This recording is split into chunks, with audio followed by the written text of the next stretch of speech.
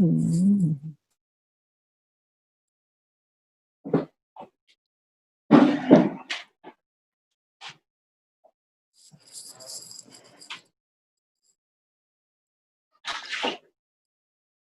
You do, buddy. Okay. It's my puppy dog.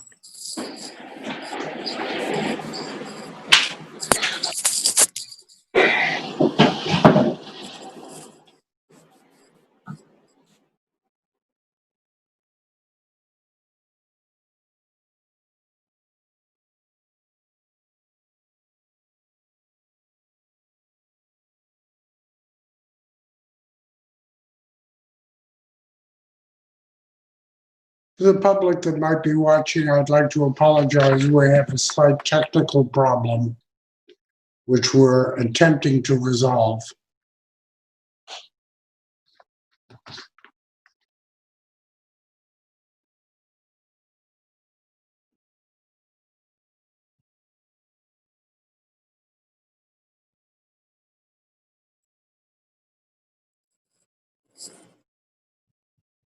I'm just going to be recording.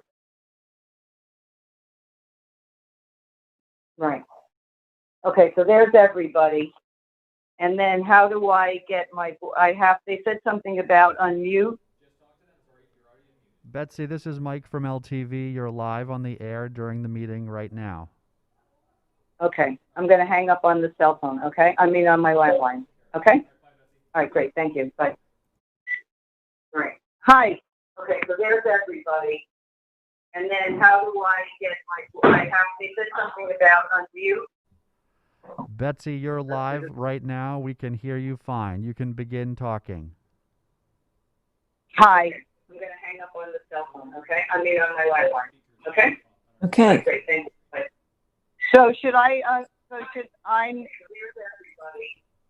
And then how do I get my, they said something about unmute. Excuse me, Betsy, could you please mute the Yeah. speakers on your computer screen? I just did. Thank you. Did. Peter Okay. introduced the meeting, and we were waiting for you. You can begin now. Okay, so are we live now? Yes, Yes. we are live right now. We're live now, Betsy, and I've gotten approval on the last meeting minutes. Great. Thank you for doing that. Excellent. Okay. Sorry about all this confusion.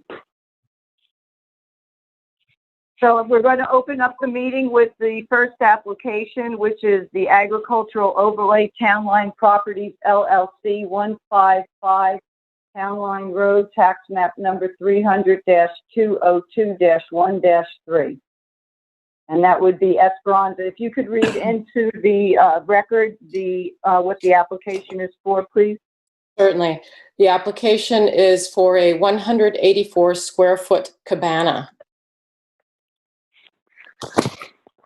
And let's see, that should do it. It's one story. The photo that you see, if you can see on the screen now, is in the vicinity of where the proposed structure should be. These two small structures are, I guess, some kind of shed structures. And just to the right of them, where there's privet, is where I believe the, according to the survey, where the cabana would be located.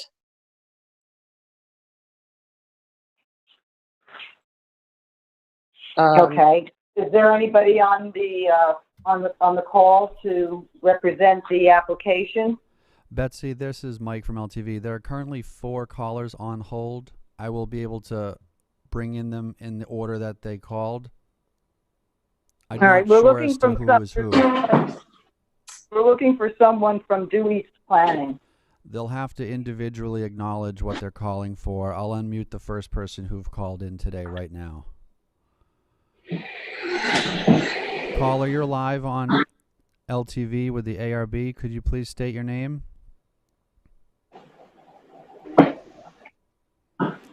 Could you repeat that? Are you speaking to Tripoli? Yes. This is Tripoli Patterson with the Tripoli Gallery. Hi, Trip. Hi. Okay, so Is that this is the Diane? wrong applicant. Is this Yes. correct? Yeah, that will be in the next two. So, All right, please stand by. Okay, I'm gonna go to the I'll next. mute mine for now. I'll mute mine. Thank you. I'm unmuting the next caller that called into the service. Caller, you're on the air right now. This is Joel, I'm not for this one. Okay. I'm sorry, who was that? That was Joel that was Halsey. Joel Halsey. Hello, new caller. You're live on the air with the ARB. Could you state your name, please? Hi, my name is Jillian Renard. I'm calling for the Frozen Anchor. This is not my turn. Sorry, thank you. We have one more caller on hold. Hold on, please. Caller, you're live Hi, on the I'm air. Shannon McCaffrey from Due East Planning. Yay. Great. How are you guys today? Good. I'm sorry, can you state your name for the record, please? Yep, Shannon McCaffrey from Due East Planning. Hi, Shannon. Okay, so Esperanza. Okay, so Shannon, I don't know if your screen shows the photo of the two existing sheds there, and I presume that the cabana that's proposed is just to the right of this, where there's a hedge? Yes. Okay. Yep, so it would be where the hedge is. It lines up directly with the shed and the other shed that's a pool equipment shed. And it would be So it'll roughly be the right. same size, perhaps a little bit larger than that? Yep, it's a little bit larger than, it's probably more corresponding to the size of the shed on the left. Right. It'll be a little bit wider. Okay. But, And, sorry, and Derek, maybe you can show another picture. I think I have of the others. Okay, let's see. Well, that is the view that you would have from the cabana. And in the distance, very far distance, is the agricultural overlay, which is basically, I think, a pasture and wainscot pond. yes. So you don't really see this cabana from the ag overlay. I can't pull up the pictures on my phone while I'm on the computer, so I'm going to be at a little bit of a disadvantage today. But my recollection is that where this cabana is going is really far forward in the property, and the ag overlay is way far back. Is that correct? Yes. So does anybody have any issues about this cabana on this property? No. See the cabana plans? Yes, if you can pull up the plans, Derek? Just so we can see the sort of the fenestration, which would be facing the pool, which was the picture you just saw.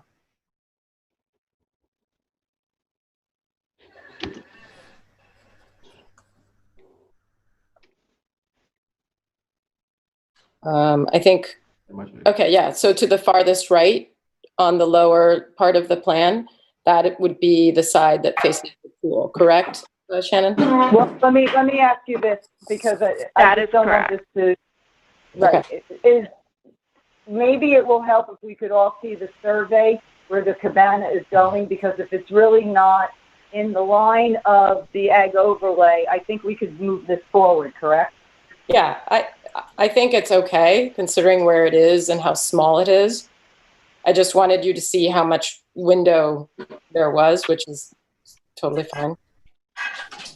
Eric, is it possible to pull up the survey, please? Hold on 1 second. Thank you. You see it? Okay. So where it's outlined there in red on the bottom center.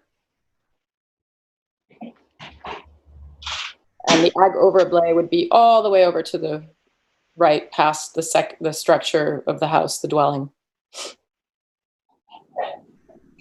Well, unfortunately, there you go. Okay.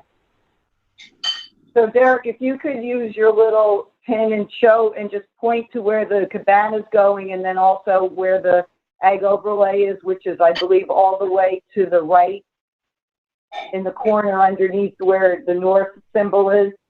That's Right. the ag overlay, correct? Yes.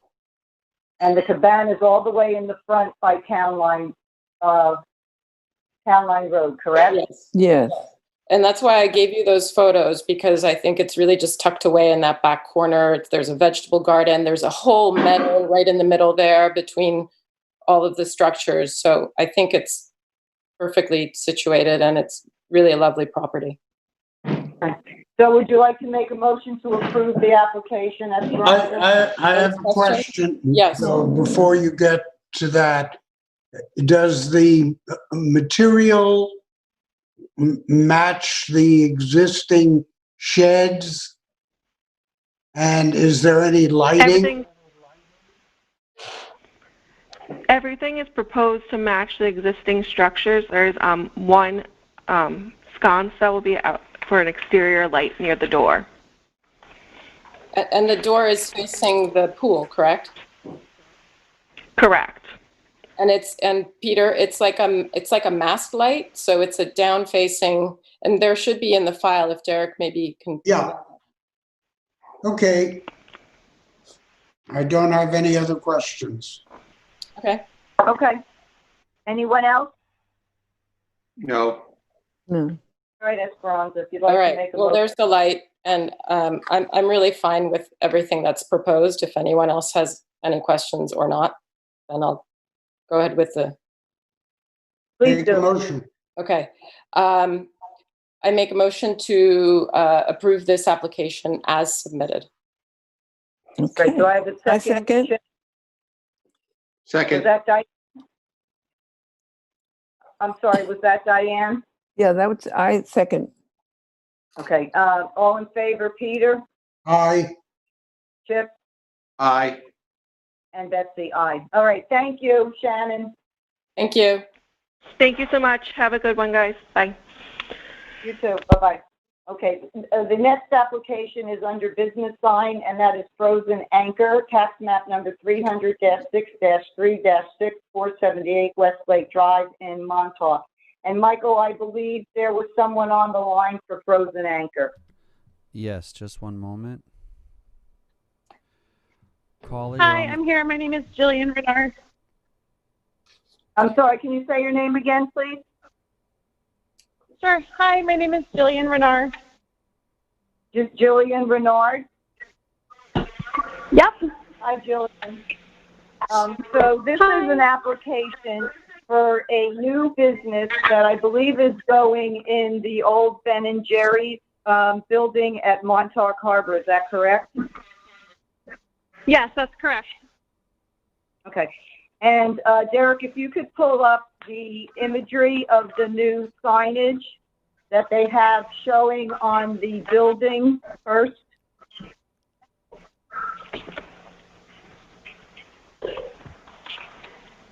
I take it this is going to be another ice cream shop?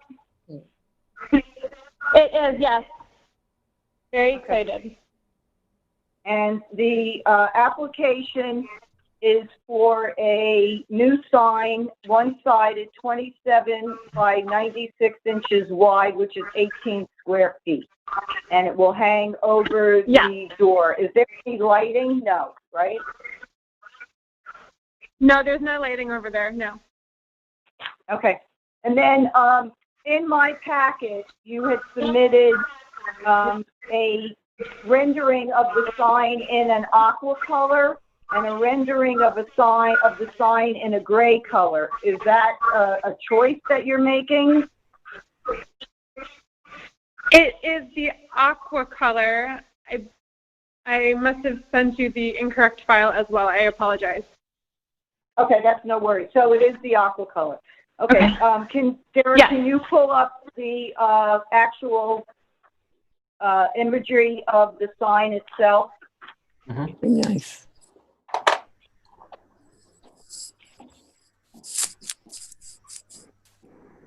Mm-hmm.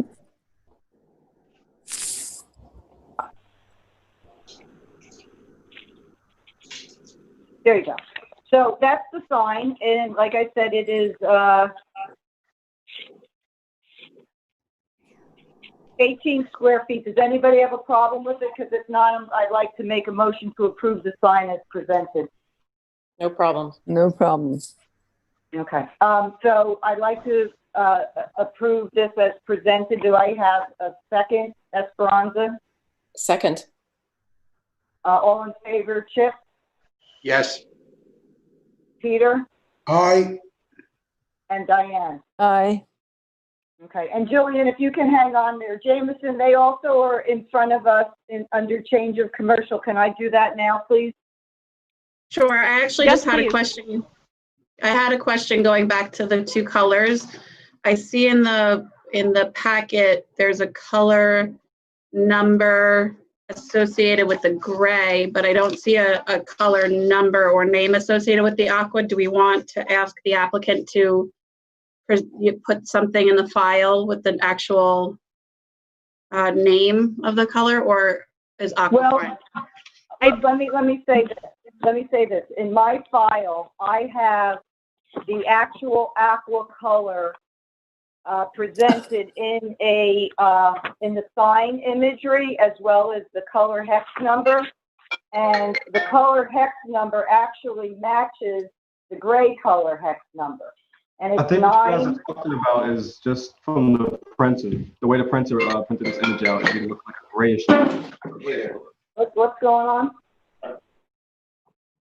I think that Derek was just trying to say that it might just be how we printed. So maybe we'll just have the applicant confirm that this color hex number that has appeared to print in gray, D9BDBEO, is actually the aqua. I can pull it up. Yes, I sent Derek a email with that hex and the color swatch next to the sign. Okay, perfect. So it is just a I sent printing it issue. So sorry. It was the way the color. Yeah. no, that's okay. Okay, so just disregard. We have everything we need. So that is fine. And yes, it's fine with me if we want to do her second application now. So just go slightly out of order. All right, I'm having a little bit of a trouble hearing. There's a lot of delay and a lot of, breakup, so you'll have to excuse me. If I end up talking over someone, it's because I'm not really hearing this in real time. So I'm going to move to Frozen Anchor under change of commercial, tax map number 300-6-3-6, which is 478 Westlake Drive in Montauk. And this application is for the same business, and what they want to do is replace the existing awnings with new awning fabric to replace the damaged awning on the existing structure. New front exterior door to change from an in-swing to an out-swing. So I have a sample. Yes, Derek, you can go through these pictures and show where the awnings will go on the different windows. I believe on each side of the building there'll be a new yellow and like an off-white cream color. That's the awning there. If you can go through.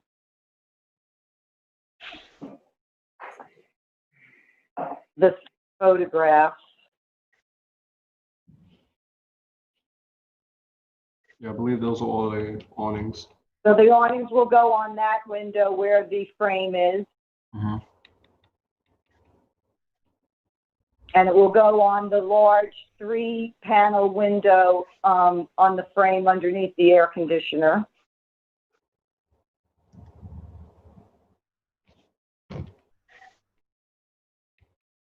Are there any more photos, Derek?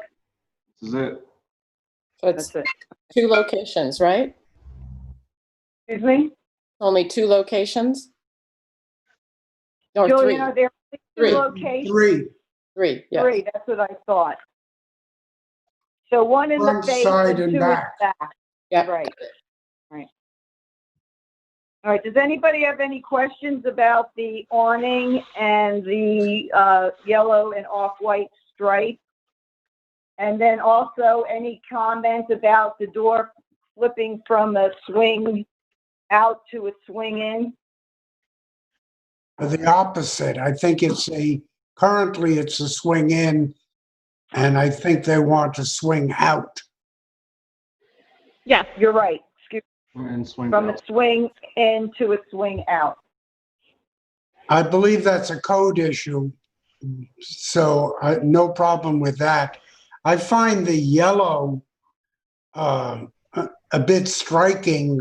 Why aren't the stripes the same color as the signage?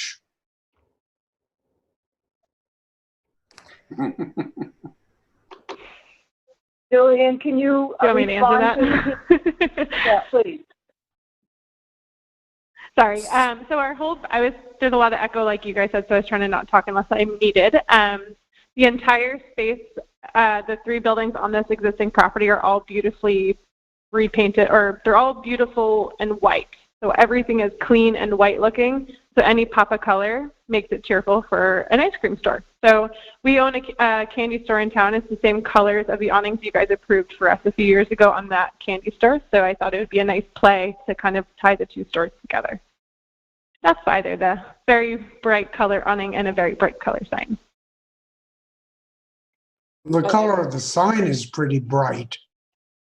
Well, it's actually a very soft anchor. It's not as, I don't think the intensity of the sign, the way it appears in my, on my rendering, doesn't appear to be as saturated as the gold.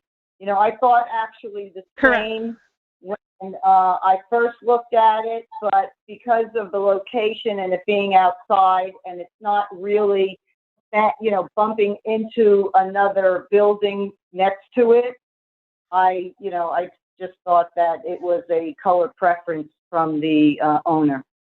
Does anybody have any other comments about the coloring of the sign? I think it's bright and cheerful, and for an ice cream store, I think it's okay. Yeah. Is that tip? Agreed. Me too. Okay. Esperanza, Yes, I agree.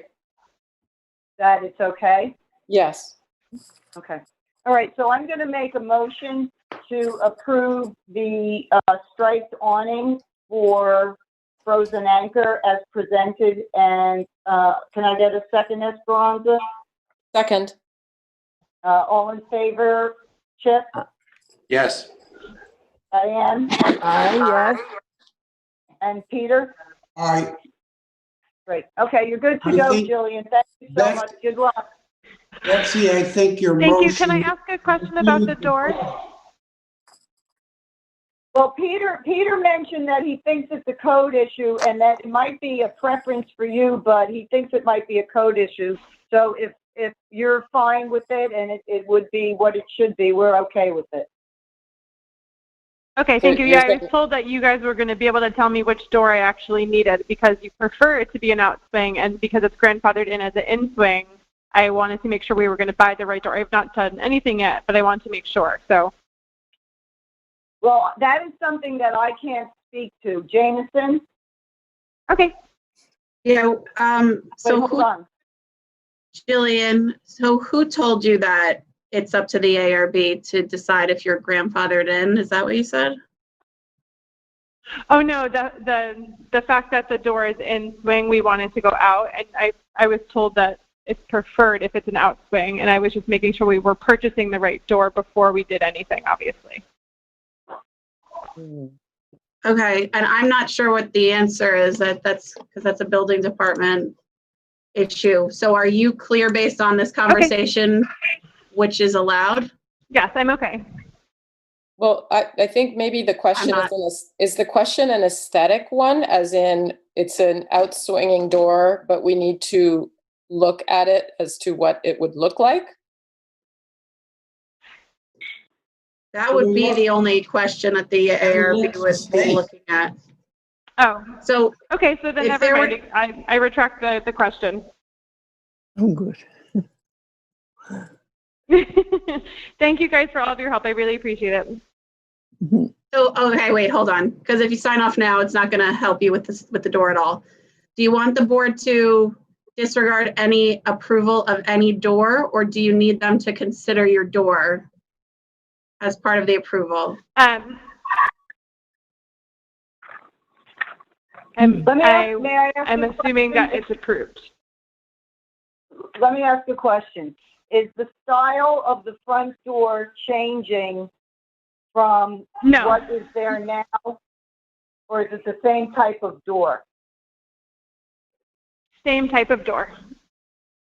So Derek, if you could find the one photograph with the large awning over the 3-pane window, we can all look at the door.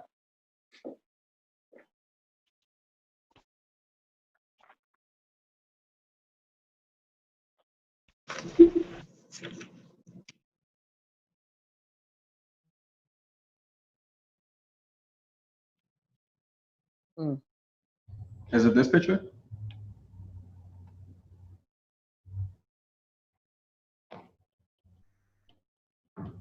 Is it up? I don't see it on my screen. Yes. Yes, it's up. It is up. Okay. So do you see the type of door, and it looks like it swings in and they want it to swing out? There you go. Yeah. Does anybody have a problem with the door? I did it. No. Check again. No. Okay. Julian, we're going to approve the awning, and I'm gonna reinstate the motion. I'd like to make a motion to approve the yellow and off-white awning over the windows, as well as the new door that swings out in the same style as the existing door. Can I get a second on that, Esperanza? You know. Second. No, I said you know. All in Typical. favor, Chip, Yeah, it's fine. Yes. Diane, Yes. Typical bananas. and Peter? Aye. Aye. Okay. You're good to go, Julian. Thank you for your patience. I'm gonna have to talk to you in a second. Thank you so much for your help. Have a great night. All right, you too. Good luck with the new place.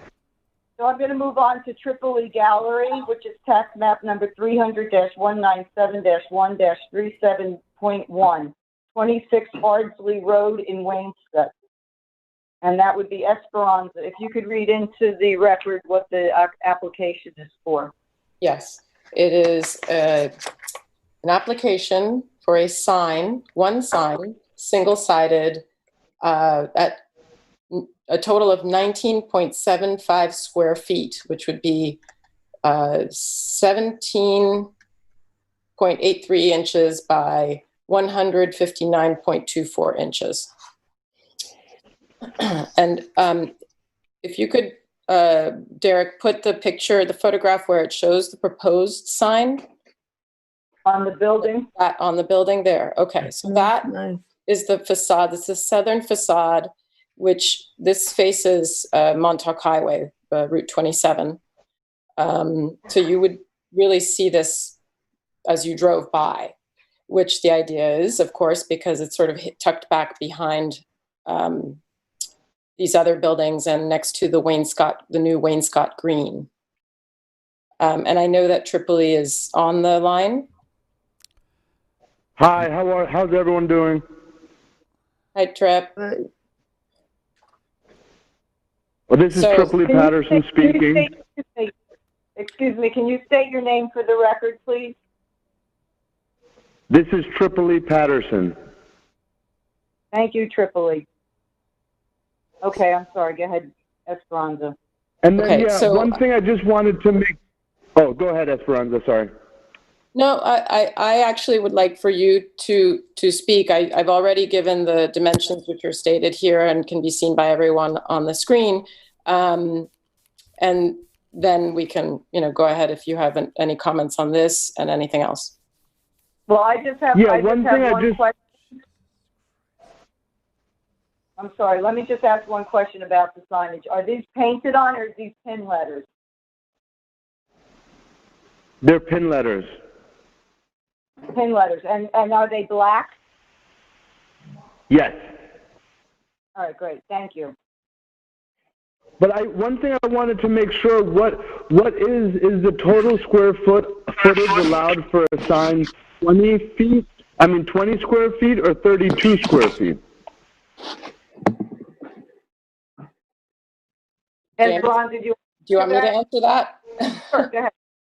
So I if I'm not mistaken, it's a total of 20 square feet for a single-sided sign. If it's a double-sided sign, it can be 32 square feet, both sides. Right. And Trip, if you have additional signage, like directional or something else on the other side of the building where you drive into, you're allowed a few more, footage of signage that can't exceed 32 square feet. And I'm going to hand that over to Esperanza because she took some pictures of the area when you drive into the building parking lot. Right. And just before we go there also though, Trip, I'm assuming this has no lighting. You would not have any lighting on this. No, there wouldn't be any lighting. There's the lighting that's already installed, like just exterior security lighting. That's the only lighting. Okay. But not in relation to the sign. Okay, perfect. So then, Derek, if you could pull up the first photos that you had.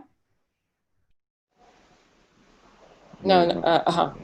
Okay, so this is the actual entrance to the gallery. So it would be the northern facade.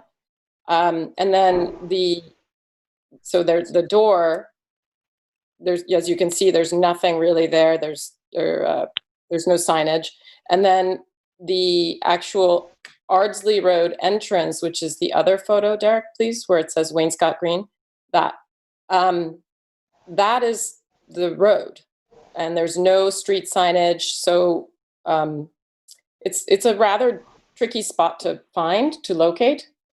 So this is where Tripoli could possibly have the option. I don't know if there would be a little sign here, or I don't know if anybody suggests, it's not to litter the whole area with signage, but I think it would benefit him to have some indication of where he's located.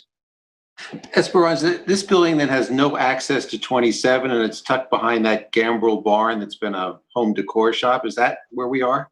No, this is Yes. where Yes.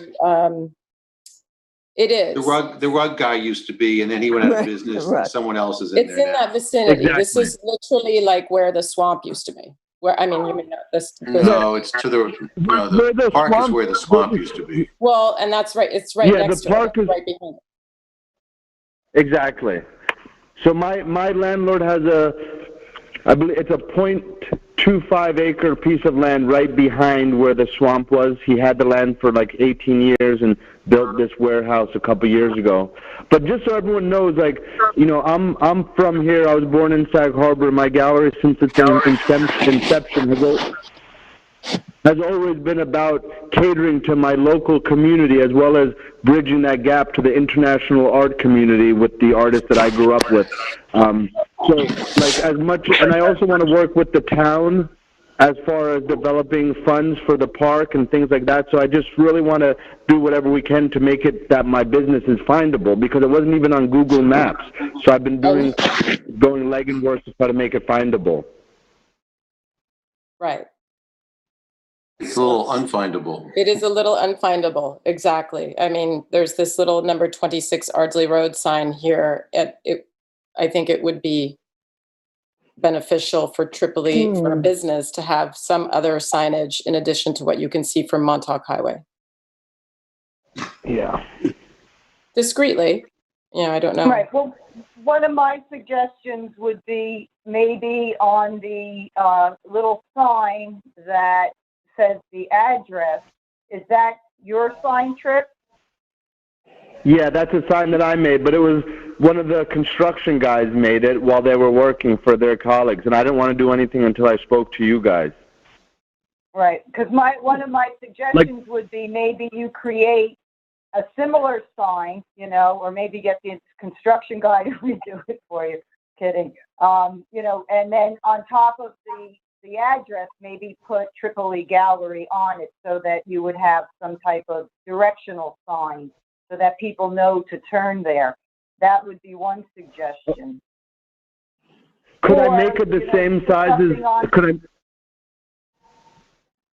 I'm sorry. Could I make it the same size as that green sign that we're looking at? It depends on how many square feet that is, because you only have now allowable of 12 square feet. So the 20 square feet takes away from that 32 square feet? Right. Yes, sir. And then the other thought Okay, so is you leave the little address sign, and that may be on the back of the building when you drive into it, where the door is, that you put a sign there on the building that says Tripoli Gallery. So when people turn in to that parking area, they know that that's specifically, the building. Right. The only problem is I'll use all my 20 square feet on the front of the building. And the front of the building, the one that I submitted, that's smaller than I originally wanted. I sent Derek an example of the slightly larger layout that I wanted. Would you guys be able to look at that for me? No, because that's almost 20 square feet now. It's 19.75 square feet. So on a single-sided sign, you can't go more than 20 square feet. Because if you did a 32 square foot single-sided sign, it would look like a billboard trip. Okay. And the code is one sign, single-sided, can't be bigger than 20 square feet. That's the code. But for a road sign, if you still have 12 square feet, you can make quite a nice sign in 12 square feet. Mm-hmm. Right, for either the building or so maybe on the road.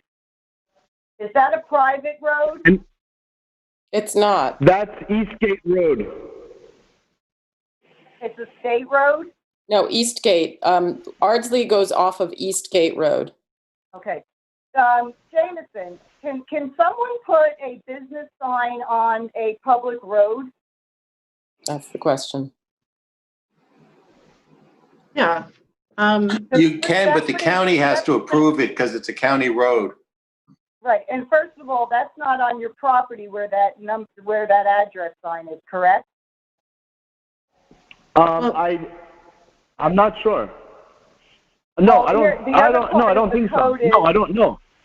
Yeah, the other part of the code is you can't put any signs for your business that aren't on your property. So it would have to be either on your property or on your building. So the question would be if not on that side, but on the other side of that Ardsley Road entrance, is that part of your landlord's property? Well, here's the thing. I mean, it might be. Do we have a survey? I know that he had to pave that road. My landlord paved that road, even though it's a state road. Okay.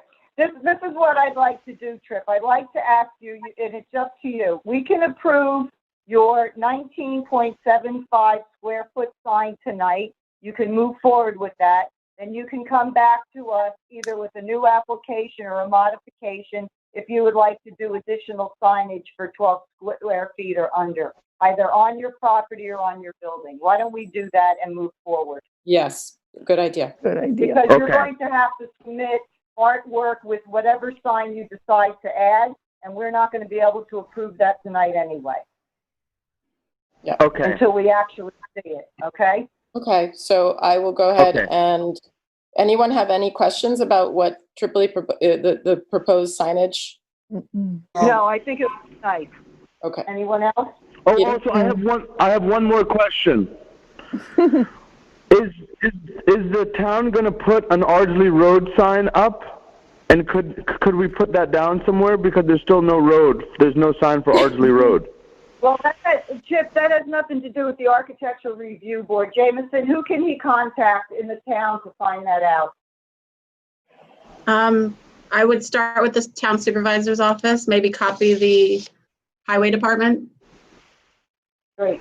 That was going to be my suggestion, was that he shouldn't be wasting his 12 square feet on indicating the road at all, that the town should probably have a sign there.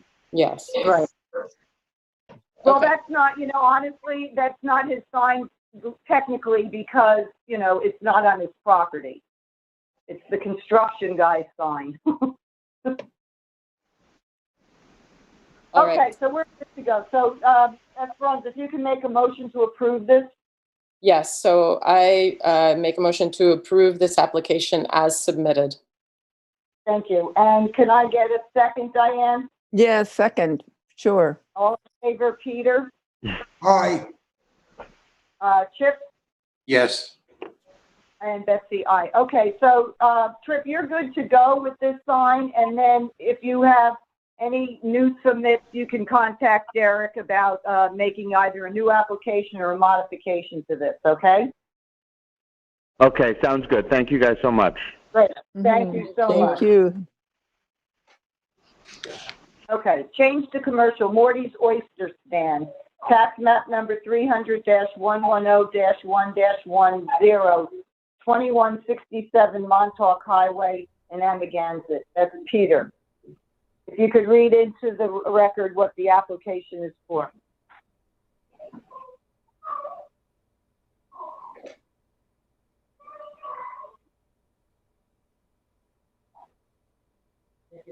Application is for adding a louvered awning for sun, rain, and bug protection to cover our outdoor seating area. Opening the wall above the bar to make an open-air pass-through between interior and exterior dining room. All colors and trims to be the same as the approval from last year's property improvements. I went out to visit the site. I met with the owner of Morty's. I reviewed with him what he's proposing to do. Unfortunately, the drawings that he had submitted are not clear, and I asked him to submit revised drawings which show planned elevations, and they were supposed to be delivered prior to the meeting. To date, we have not received anything, and I'm suggesting that we either table, postpone.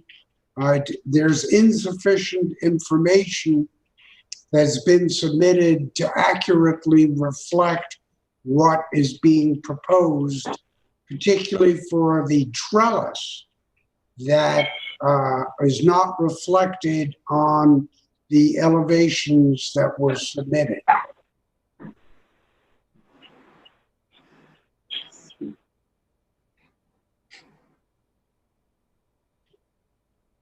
So where are we?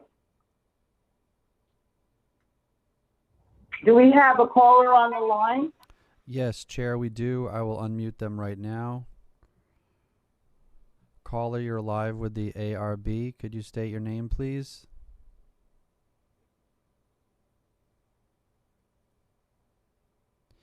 Hello, caller. Are you there?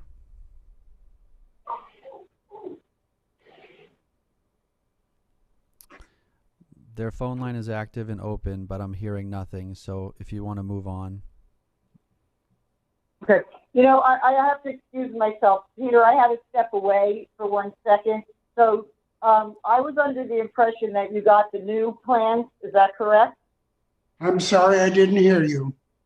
I said that I had to step away for 1 second when you were doing your presentation. And my question is, did you receive the new plans that you requested from Jeremy? No. You did not. Okay. So then, Jameson, should we just table this? I would, yes. I just want to triple check too with Derek because he has plans shown on the board. Derek, are these new or is this what was recently dropped in the bin? This is what was dropped in the bin. Yeah, this is the digital copy. It was dropped off on the 27th of last month. Right. Okay. So these are not new. Yeah, no. Okay. I just wanted to triple check in case we missed something. I would definitely table it. I would encourage Jeremy, hopefully he's watching or will watch, that we need the new plans. He's already discussed that with Peter, so hopefully he can get those to us by next week. I don't think we should put it back on the agenda until we receive the new plans. Okay. So we're going to table this, correct? Yes. Yes. Okay. All right. So that's tabled. Do I need to make a motion to table something? No. Okay. So it's tabled. Okay. All right, the next one is Town of East Hampton Airport, the Hellman Hangar, tax map number 300-181-2-6, 179 Daniels Hole Road in East Hampton. And that would be Peter as well.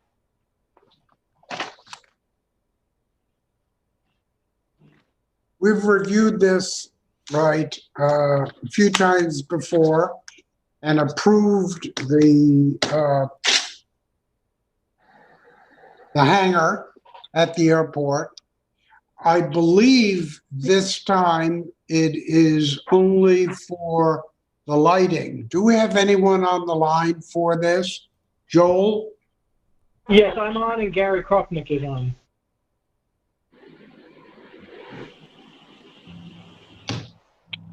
This is Joel Halsey.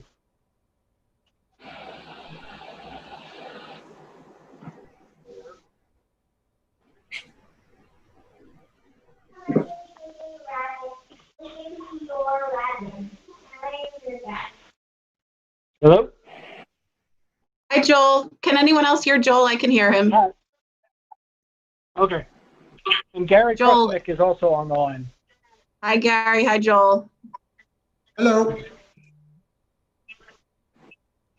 Joel? Can you hear Yes. me? I can hear you.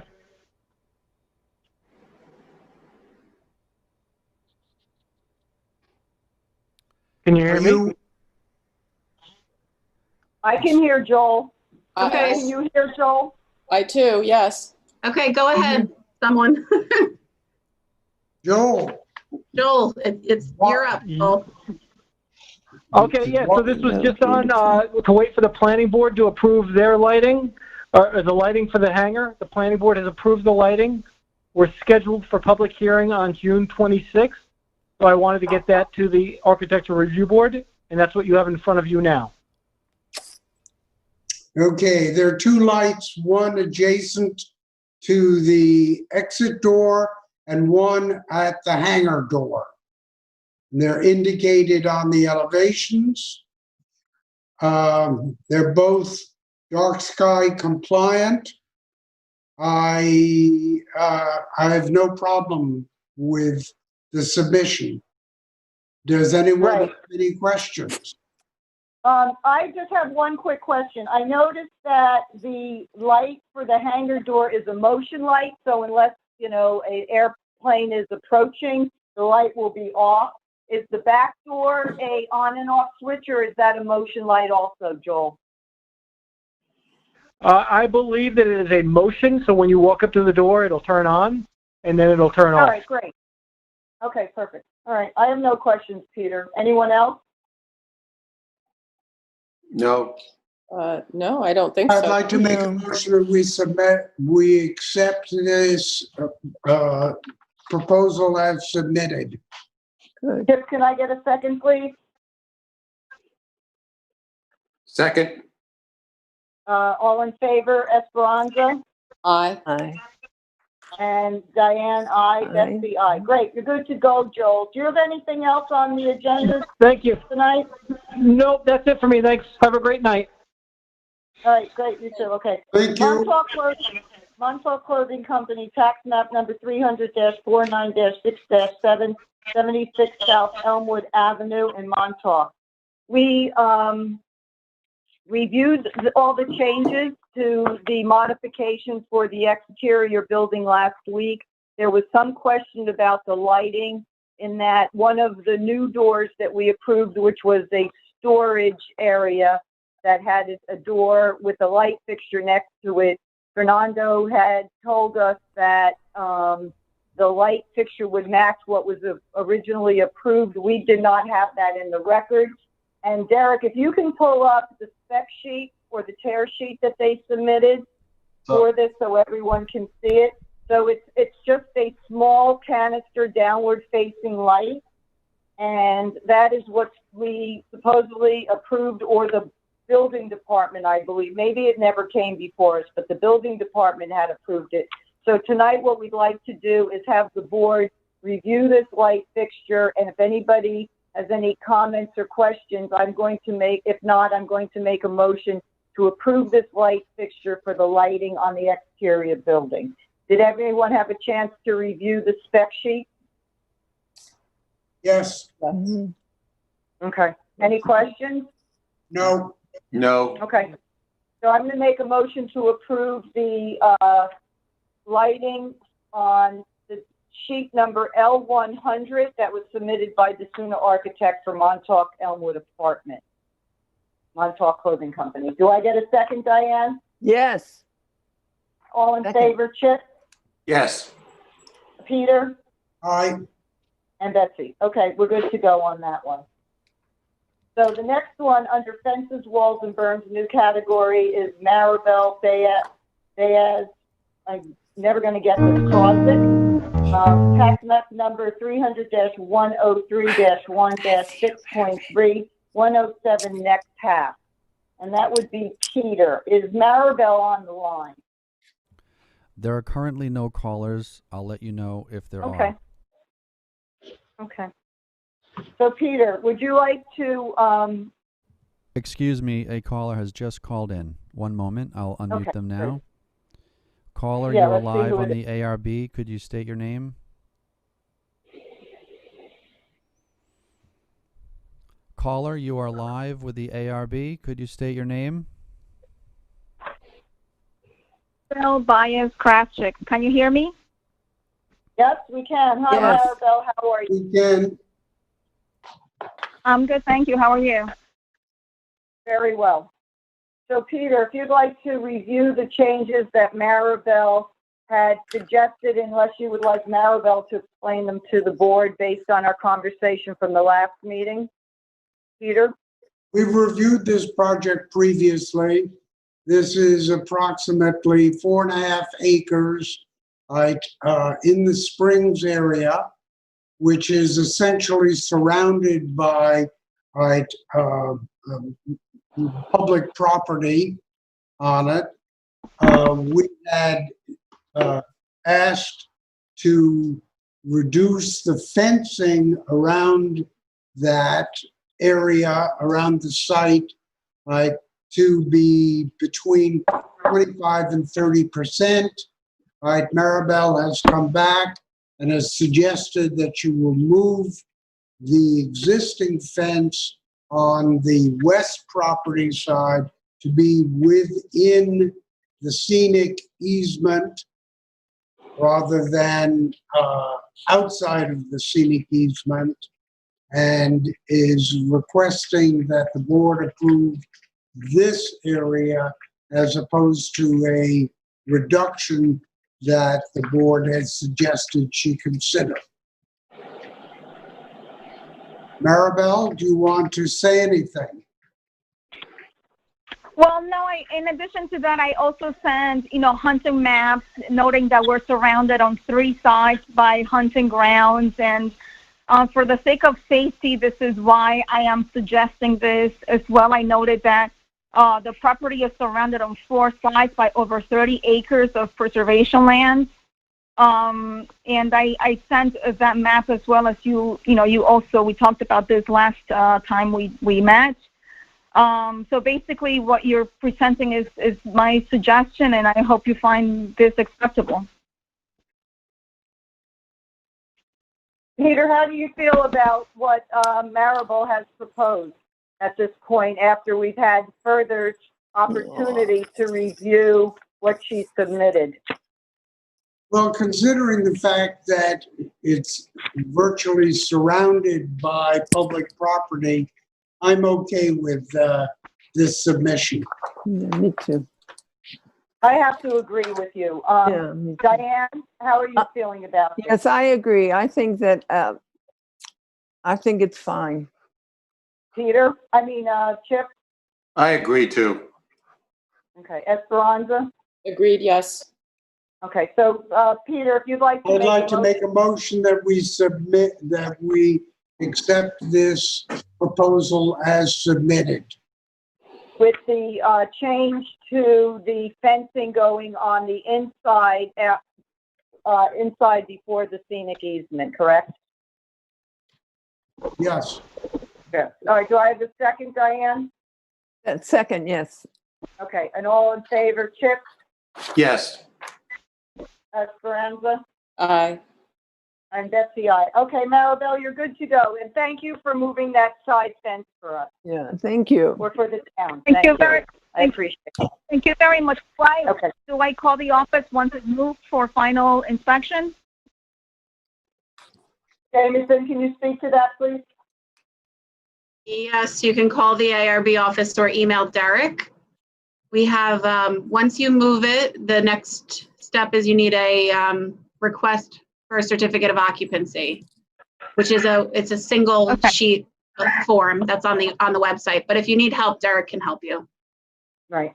But in the Thank you so meantime, much. we'll get a resolution from the ARB that we've approved this application with the specific information on it. Thank you very much. Great, thank you. Thanks. All right, I'm gonna move on. Are you?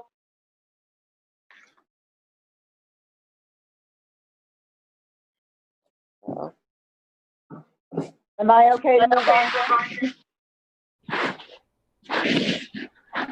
Yes, Betsy, you just cut out, but yes, you're okay to move on. okay. I hope we don't lose power, that's all I've got to say. Yeah. Okay. It's getting very dark here in town hall, I'll tell you that. I know, Yeah, and it's if you boring. hear whining and whimpering in the background, it's my dog having a fit because of the thunder. Yeah, Okay, Stephen Garton, tax map number 300-113-1-2-03, 6 Old Pine Drive in East Hampton. Do we have Ramon Martinez on the line? I have one caller. I will unmute now.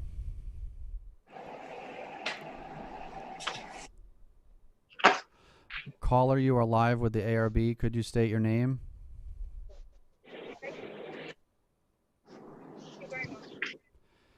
Hello, caller. You are live with the ARB. Please state your name.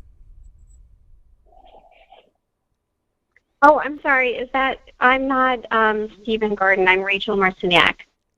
Thank you. Rachel, I think you're next. We just got two more ahead of you, okay? Yes, I'll stay muted. Sorry. Yeah, hang in there. Okay, we're getting there. All right. There are no other callers on the line. Great. Okay. So, Derek, let me read this into the record and hold on to that survey. So, this is an application to approve proposed clear cedar wood painted white 6-foot high driveway gate. Total length 15.4 inches. This is a brand new home and property being developed, and it is off of Old Northwest Road, and it's a little street that goes down into a cul-de-sac. You can see that this property is illustrated there, and that they are proposing a new gate 22 feet from the edge of the pavement. When I visited it yesterday or 2 days ago, the contractors were building a paving stone apron, so I wasn't really able to go out and interrupt what they were doing and measure the apron. But I'm going to assume that the apron's approximately 20 feet or so, 22 feet, and that the driveway gate that they're proposing will go right after the paving stone. So if you can pull up the photograph of the driveway gate. It's a drawing. I assume that's 6 feet and not 6 inches of height? Yeah, you're right. Right. 6 inches high. 6 inches of height. I love it. That's cute. Okay, so obviously I'm not seeing that on the screen, so it's up. Okay, so there it is. Okay, so this is the gate that they're proposing, and because the caller is not on with us to discuss it, I would like to just say that the cul-de-sac, with the exception of one property that is across the way that you really don't see from it because they're in the center of the cul-de-sac, there's like a little, grass area with a tree. But there's an illegal gate across the way. Other than that, tucked behind another property appears to be possibly another illegal gate. And then there really isn't any other gates in the area. So I'm reluctant to approve this application for a 6-foot gate without having the opportunity to ask the applicant to consider quite possibly reducing the height of this, since it is fairly close to the road. Jameson, can I do that? Can I table this or deny it? I think if the board as a whole feels inclined to maybe have a conversation with the applicant, that we should table it. And then, because that would be my preference as well, because of your comments about potentially illegal gates in the neighborhood. I don't know what basis you're mentioning that, if they're over 6 feet, in which case they wouldn't be allowed to be approved, but we can try and get more information about that. If we're looking at the, character of the neighborhood, we may want to know that fact.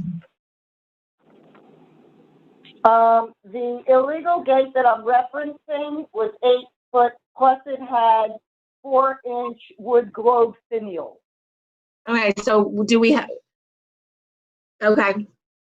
If they don't have ARB approval, then it would be illegal. If they have, they could possibly, although I would very highly doubt that they have ZBA approval for that, but. For an 8-foot gate facing the roadway? They might have ZBA approval for that, yes. Okay. So but here's what I'm saying. If you want to use that as something you're relying on in the discussion, we should probably verify whether it's illegal or not. Hence the reason why I said it was my preference that we table it.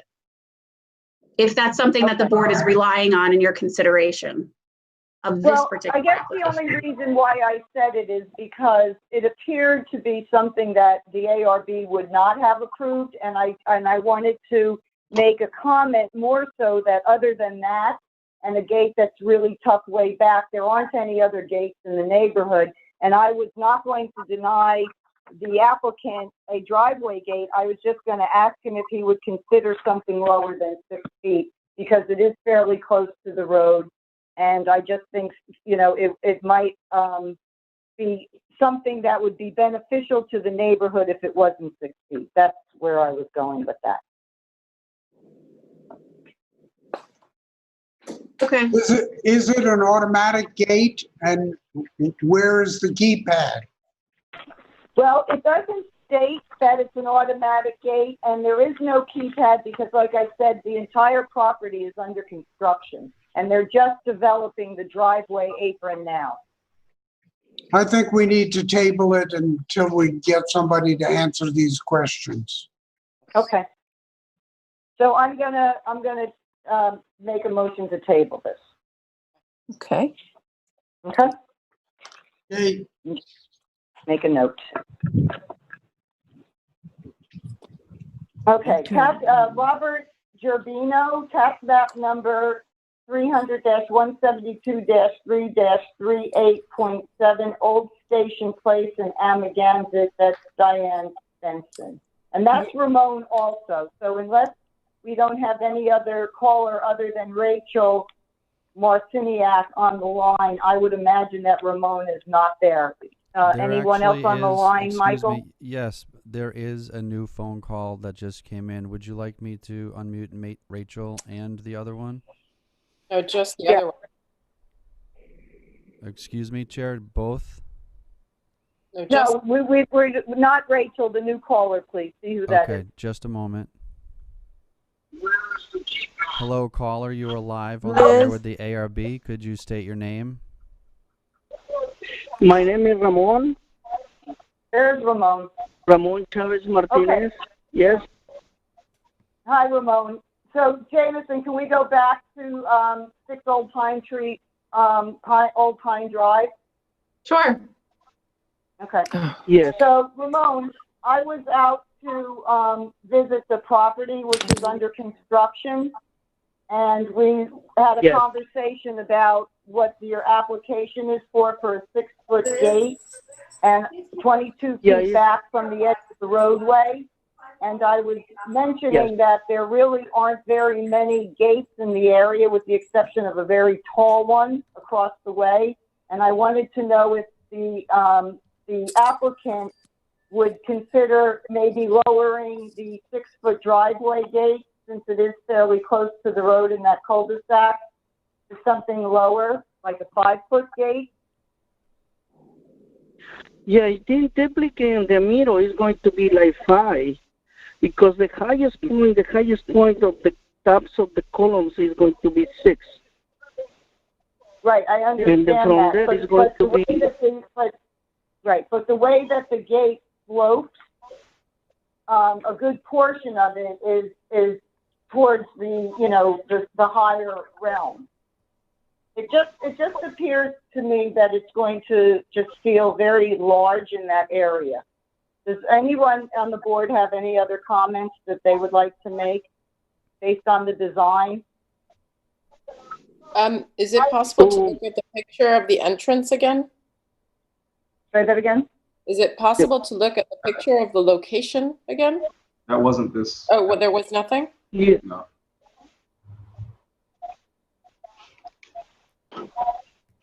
The location is going to be 22 feet from the road. No, I mean, Betsy. Yeah, let me ask you a question. Derek, I can't check on my phone or the computer, and I can't remember. I do believe I took some pictures of Old Pine. Did I? Hold on, let me check. I don't have anything, though. I'm checking my email right now. I don't see anything. From Old Pine, no. I mean, I am always hesitant with 6-foot gates, because I think even this with its very open design. I mean, it is pretty open, but it's still 6 feet and it's white, and so it's very visible. Right.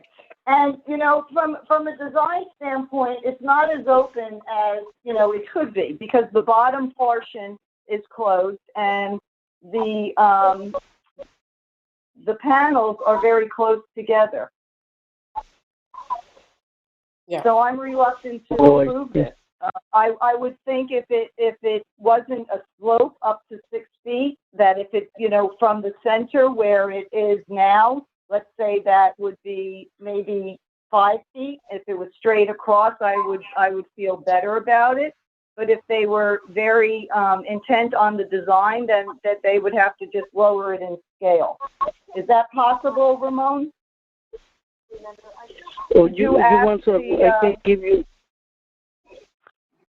Yeah, let me ask you. I understand it completely. You say you want 5 on the center, exactly 5, no more than 5 feet on the center. No, 5 feet on the 5 feet pillars. overall, from the highest point. So highest point 5 feet.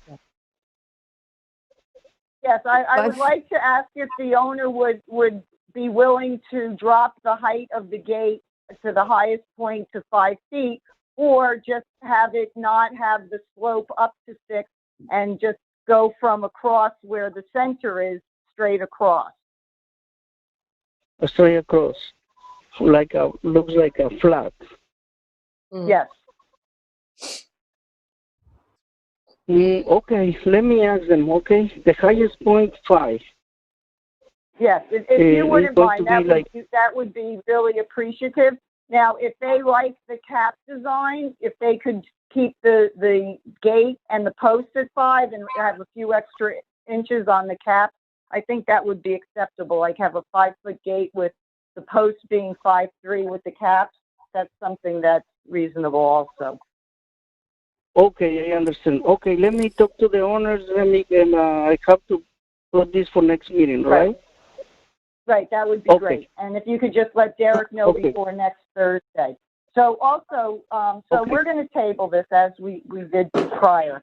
So the next one is Robert Gerbino on Old Wait a minute, I think you need to ask, is it an automatic gate and where is the keypad? Oh, yes. Oh, okay. The keypad, I assume I have to put into the property. no matter what, if the cars can allow to push the code or not. The owner is going to have remote controls. The keypad I'm going to put into the property. Right. And I guess what you could do,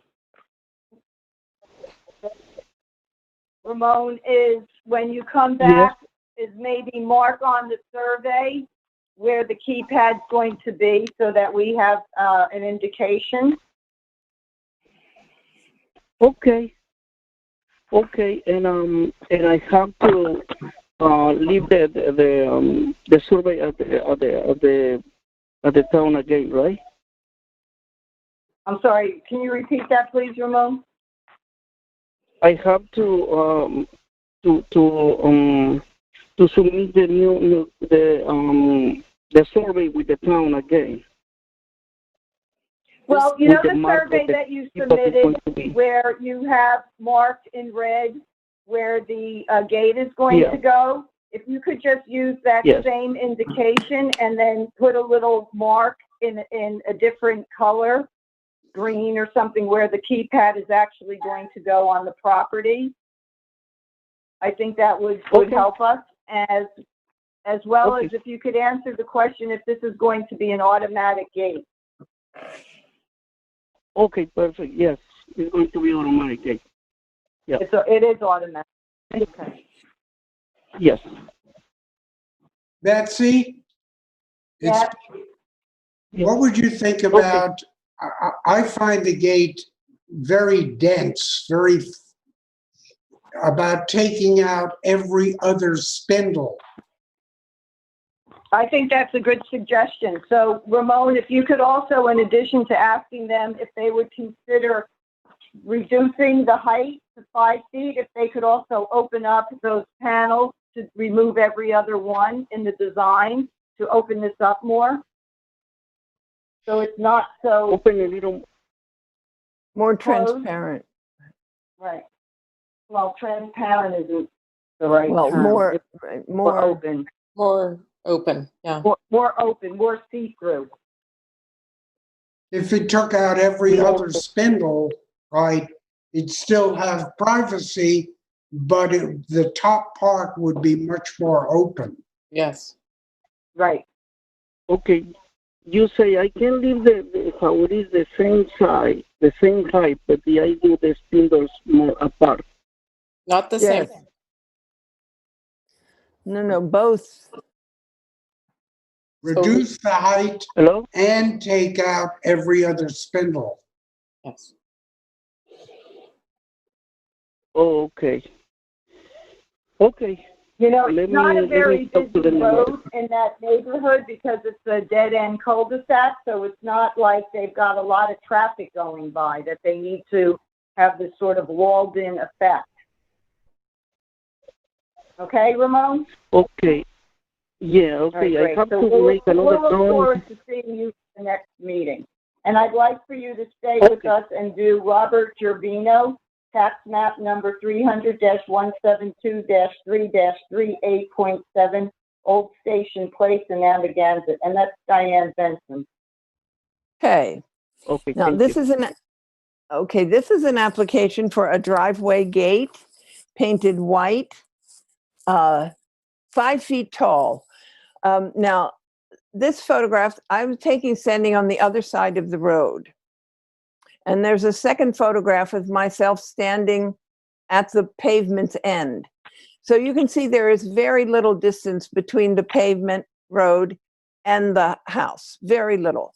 It says on the survey that the gate is going to be placed 20 feet from the pavement, but that would put it somewhere in the middle of that area that we just saw. And this is Old Station Road, correct? This is Old Station Place. Yes, it's off of Atlantic Avenue, quite close to Main Street. It's a cul-de-sac. Another cul-de-sac, yeah. Another cul-de-sac with 7 houses, all sort of new and all more or less in the same sort of position. One of them has added a gate. If you ask me, there doesn't need to be any gate. Right. The gate that they have proposed is quite open at 5 feet. But if anything, I would suggest they make it, if they feel they must have a gate, they should make it 4 feet so they don't need our approval. I agree. Well, let me just interrupt. When I took a ride by there because I was in the area, and I thought that one gate that was there, that was number 3. Yeah. I think I took a picture of that too, Derek. Oh, 1 second. So, Ramon, is the gate, Yes, this is the other gate that exists. okay, then, right. So I made a mistake. The gate that's there is not this number 3 gate. This is a proposed gate, This correct? is a proposed gate. This is the only gate that exists out of 7 driveways. But I think they might even have a little bit more space between the pavement and the house than the one in question, number 3. If you look again at those pictures, I mean, there's hardly room to put a gate. Right. It looks like it'd be more of a fence. A fence and a gate, that's true. Right, and I felt that the existing gate that's on that cul-de-sac looked very close to the road, even though it technically is 20 feet from the road, you know, because it's such a small area. It appeared very close to the road.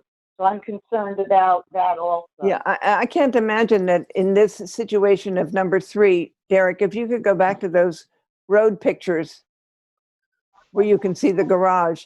I mean, 20 feet inside of here, I mean, the natural curvature of where this driveway, where the gate would go, no way is that 10 feet, 20 feet.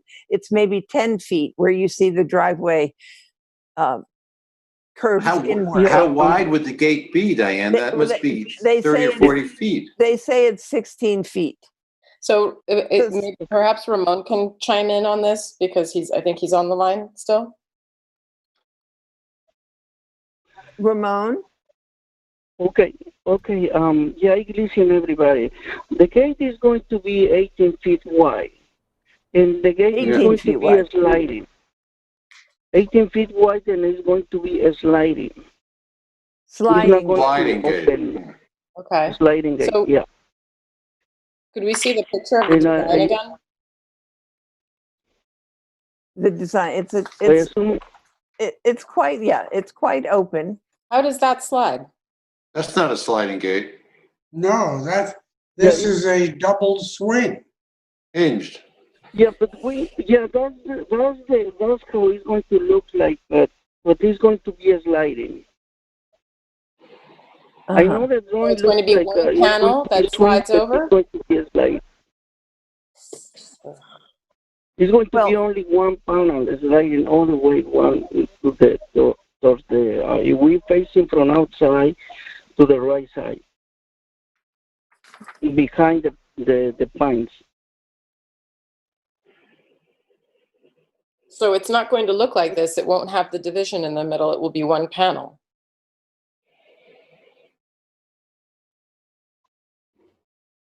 Yeah, we're trying to make the gate on the center of the garage.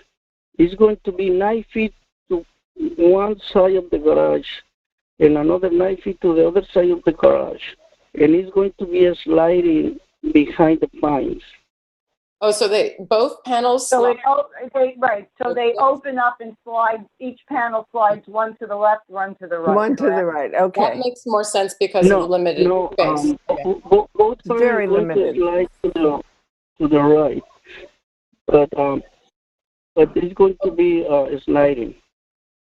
So both slide to the right. Oh my gosh. Okay. I think we need more information. Whether it slides or not, I think it's imposing. It's extremely imposing, and it's going to be painted white, as they say. And I think that they should reduce this to 4 feet, and should not come before us because I don't understand why they even need a gate. Yeah, but an 18-foot gate is tremendous.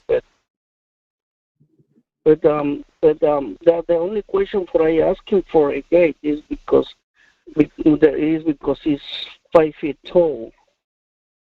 We want to make it 5 feet tall. Well, that's, at least it's not 6. Derek, No, please show the pictures again of the garage and the area. Yeah. Diane, is there any other fencing there? Just the one I showed you. There's 7 houses on the cul-de-sac. Everybody else. I mean, in this particular property, is it fenced in the back? What's the reason for having a driveway gate? I have no idea. And the gate's going to be as wide as both of those garage doors together. They're probably about 18 feet. This thing is tremendous. Yeah. And it's such a small. It's tremendous, and it is such there's no depth there. And the street is very, very intimate and small, and I can't see the justification for this. And how does the sliding gate work in relation to the trees that are on either side? Does the gate slide behind it or in front of it? Behind it. Well, if it's going to be 20 feet off the... I'm sorry, let Ramon finish the answer to Peter's question. Yes. It's going to be 20 feet. 20 feet is behind the pines already. When we set up the gate behind 20 feet into the property, is when we are sliding, it's going to be behind the pines. Okay. And both panels will slide to the right of that red car. Yes. I think the property line is right there anyway. Jameson, I'm hearing from the board that we feel that this is a massive structure for the neighborhood, being, fairly close to the road and taking up almost 20 feet across the span of this driveway. So could we ask Ramon to go back to the applicant and reconsider a different design or reduce it to 4 feet? And not have to come back? Not have to come Excuse me, back. Chair, this is Mike from LTV. It looks like we've lost Jameson's feed at the present moment. I'm assuming she's going to try to come back in. The pending weather could be causing some issues locally. Right. It's up to you if you'd like to continue until she's returned. Peter, what do you think? Do you think that we could ask Ramon to go back to the owners and give them our feedback and see if we could table this for either them reducing it to 4 feet, they don't have to come back. They don't have to come back. Or to reconsider a new design? I'd consider, right? I mean, I would suggest that we try and table it. I think it's right at 18 feet wide, right, with posts on either side. I don't see how it's aesthetically acceptable. And I think you're going to lose the trees on one side or both sides. I don't see how it can work, right, as it's indicated. Right.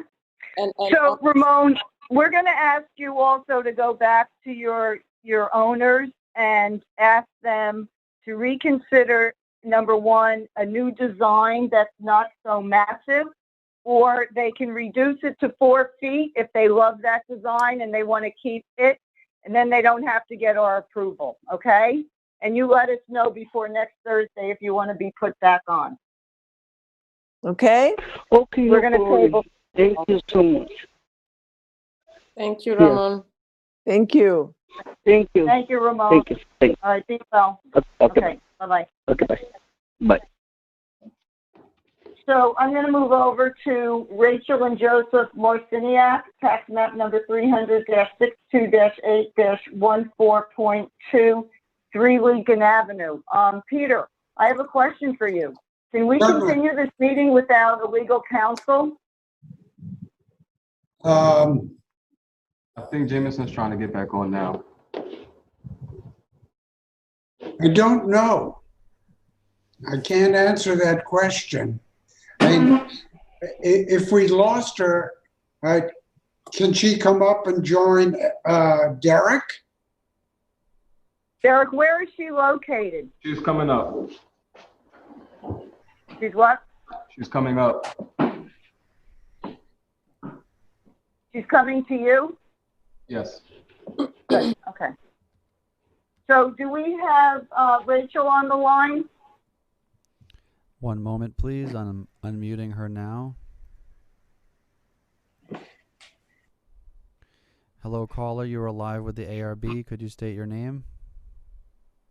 Yes, hi, this is Rachel Marciniak. Hi, Rachel. We're going to have to just keep you with us for a few minutes because we lost a feed to Jameson McWilliams, which is our legal counsel, and I don't think we can continue the meeting without having a lawyer present. I see. Okay. And I think we lost her because of the weather. We lost her, her ability to connect with the Zoom conference. So if you can hang tight, we'll just wait and see. Okay? No problem. All right, thank you. If anybody needs to take a break, now's the time. Stretching break.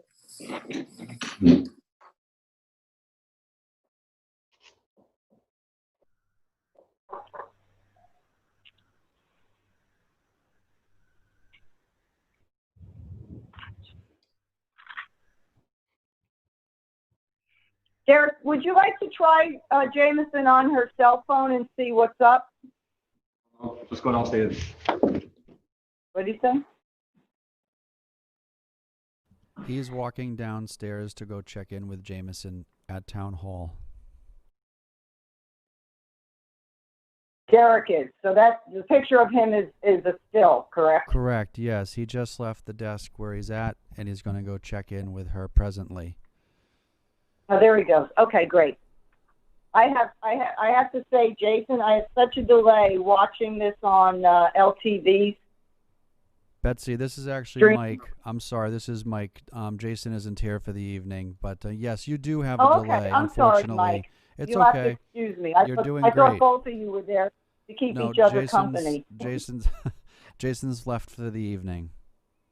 Okay, so I just wanted to let you know from a somebody watching this on LTV how delayed the photography is that Derek is putting up.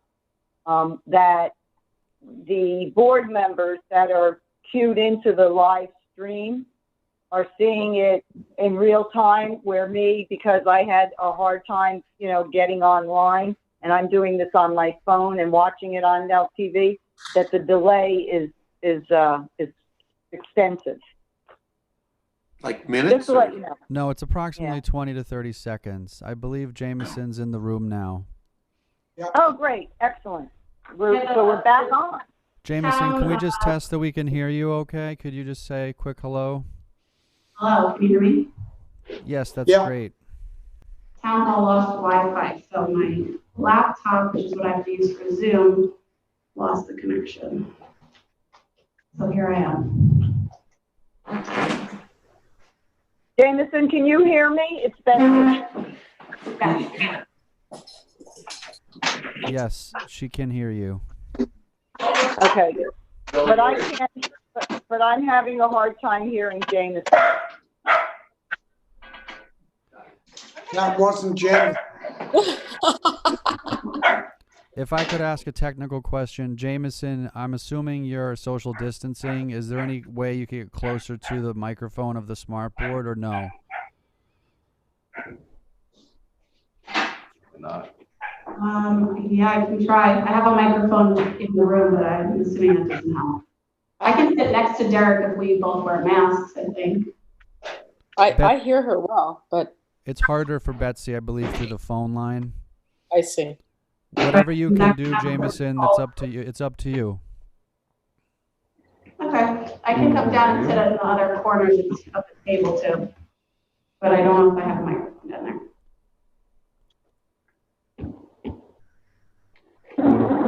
Hold the smart one around.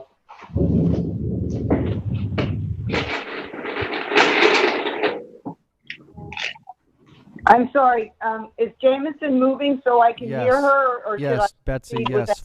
Yes, she's taking a moment and readjusting her position so that she can be closer to the smart board. It's just going to take a moment. Great. Okay, great. Thank you. I appreciate You're that. welcome. Thanks, Michael. You're welcome.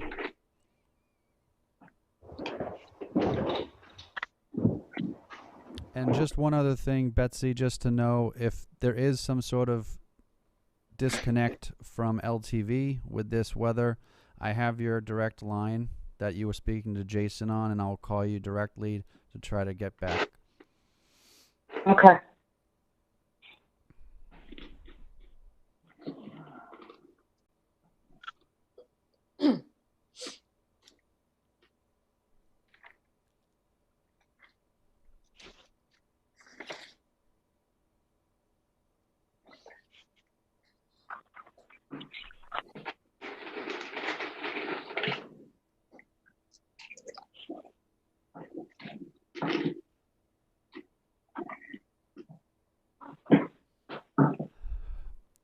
I believe temporarily we just lost feed from the smart board now, so I do not have town hall.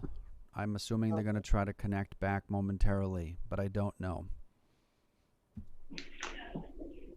I just got a text message from Jameson that they're trying to get back on, Okay.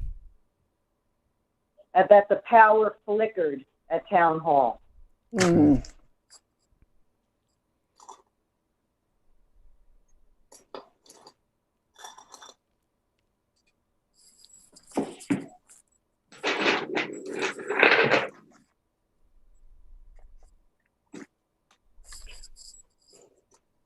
What are you doing back here, Poochie face?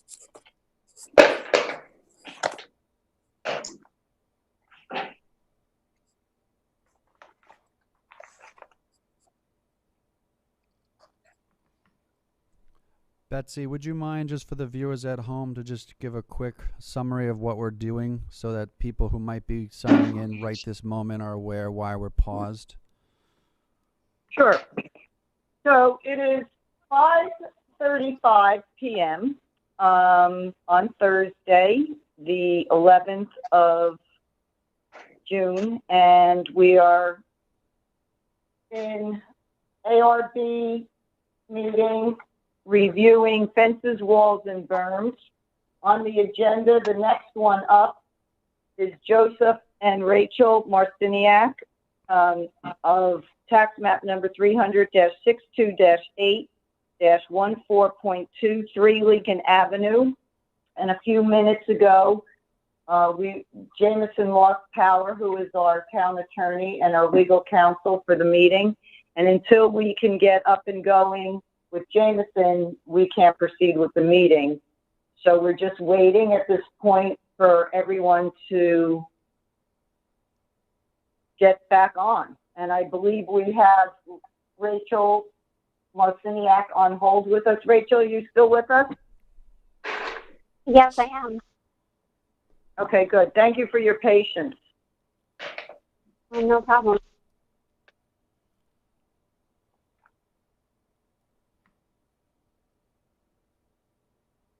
Michael, have you heard from Derek or Jameson? No, I haven't. Is there any way that you can try to connect with them? I actually don't have their contact information, but I'm reaching out to Jason Noah from LTV for that now. Okay. Meaning their cell phones? Yes. Okay.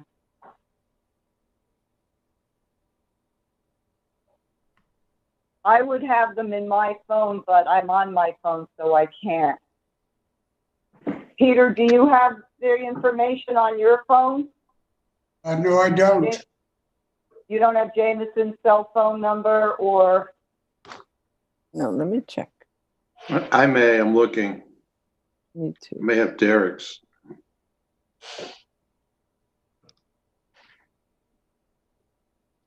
I don't. No. I don't think we have that information on our internal contact sheet.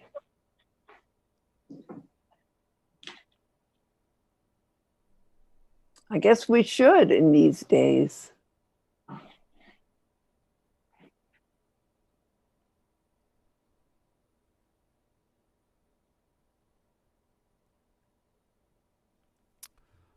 One moment. I'm getting the smartboard feed up.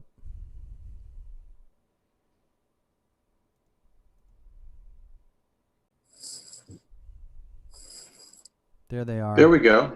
We're back. We can see them now. They're unmuting their microphones. Sorry, we had a little power issue. Welcome back. Chair, you can begin again. All right, are you ready, Jameson? I'm ready. Okay, just to give you what happened on the last one, which was Gerbino, 3 Old Station Place with Ramon. We tabled that and asked him to go back to the owner to see if they would be willing to either reduce it to 4 feet and have them not come back in front of us, or to reconsider another design that wasn't so massive in scale. Okay. Okay? Yep. Okay. So now we're with Joseph and Rachel Marciniak, and Rachel's on the line with us, and I've read the tax map number into the record, and this is 3 Lincoln Avenue in East Hampton. So Rachel, I'm going to read your application. That Rachel is looking for approval on a wire 8-foot deer fence in her back property, that there was a code violation for this, correct? Is this a code violation? Yeah. No, yes, there was. Okay. So I visited the property, and Jameson, I'm going to need your guidance here with code. Let me explain what's going on with the property from my visiting it and taking pictures, as well as the pictures that Rachel had submitted with the application. When you face the house, there is a open wire pedestrian gate that's with the plane of the house. And it is 4 feet with wire mesh in a wood frame, but it has 6-foot posts, and across the top of the 6 feet, it has a metal wire across the top. So basically what it is a 6-foot fence and gate. There you go. That's from the inside looking out. So you can see the posts. From the streetscape, you don't see the posts because of the greenery in front of it, but I don't know if that's evergreen or if it's deciduous, so during the off season you do see it. But in any event, does she need approval for 6 feet at the plane of the house? No. No, okay, fine. So we're not going to focus on that. The 3 sides in the backyard to the, I'm just going to say the north and the south, is 8-foot wire deer fencing, agricultural, the 6-inch square wire fence with wooden posts. And then the back part of the property, let's say, would be I'm going to say west. I could have it wrong. We could look at the survey. Is a 5-foot stockade fence, but it has posts that go to 8 feet. And again, then they have this agricultural 4-inch square metal fencing that goes to the 8 feet. So basically the back 3 sides of the property are covered, surrounded with 8 feet on all 3 sides. Not on the front. The front property is open. There's no driveway gate, and any fencing that is there is 4 feet and wood. So behind this 5-foot stockade fence with the posts and the deer mesh is a agricultural reserve area that the back backs up to. So what is she allowed in the code to have based on that ag area and based on the fact that she's got 3 sides of her back property at 8 feet? Well, an adjacent ag reserve area implicate her property in any other way than any property in the town. The fencing code would be the same. So she's allowed 6. Sorry, you have to say that again. I'm sorry, I can't hear you correctly. The agricultural reserve area in the back of the property does not implicate this discussion, I don't think, regarding her fence. Okay. She's allowed 6 feet as of right, or 8 feet with the board's approval. So she is allowed the 8 feet in the back? 3 Yes, sides. but only with the board's approval. Okay. So, Derek, can you give us the photographs that not only Rachel submitted as well as I, to go through them one by one so that the board can get an idea of this property? Hold on. They have a pool in the back, and it has a 4-foot fencing around the pool. The backyard is nicely landscaped. There's a lot of vines covering a lot of the fencing. It's not, straightforward, you just see all this fencing. It is very naturally done. So I do not have a problem. This is the front that we talked about that she's entitled to, the 6 foot. And that's the back facing the ag where you see the stockade fence, and you barely can tell that the posts are 8 feet because a lot of it is covered in vines. And she has it landscaped with the. I'm sorry. That stockade fence is not ours. The stockade fence is the farm. We just have the mesh that goes on our property all the way up. And then you see on the sides of the property that, again, the fencing and the posts sort of fade to the background because of the trees and the landscaping. Now, keep in mind, I'm seeing all of this 30 seconds later than you are, so bear with me if I'm not as on top of it as it changes. Do you have anything else, Derek? These are the pictures that were submitted, and I have your pictures. Hold on. That's the first one, the pool fence.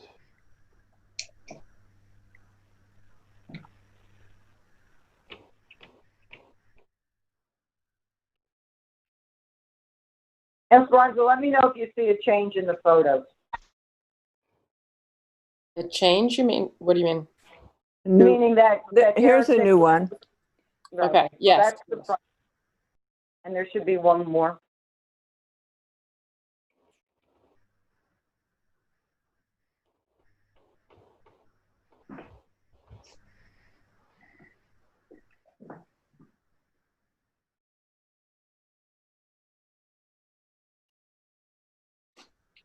So I think I didn't take pictures of the actual inside of the property, just the boundary, but I think you get a flavor for this, that it's very naturalized.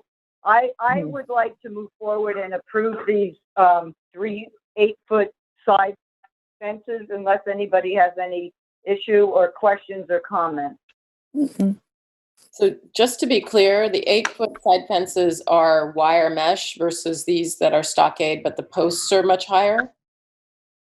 Yes, the 2 sides are just the agricultural wire fencing with wood posts. The back of the property is a 5-foot stockade fence, but they have posts that go up to 8 feet, and then they have the same 4-inch square mesh agricultural wiring that goes up to 8 feet. But like I said, it sort of fades to the background because there's a lot of vines and landscaping. Okay, I see that. And the other thing about that 4-inch agricultural fencing, you really don't see it as much as you do the smaller 1-inch. It's actually the way to go, I think, for a lot of people if they really would like to do deer fencing. So if no one has any other questions or comments, Rachel, do you have anything you want to say while you're on the line before I move forward to make a motion to approve this? Was there anything else on the, was there anything else on the code violation that we should know about? I just have to pay for our shed and a small extension on our patio, so I have to submit that when I have to go to you guys.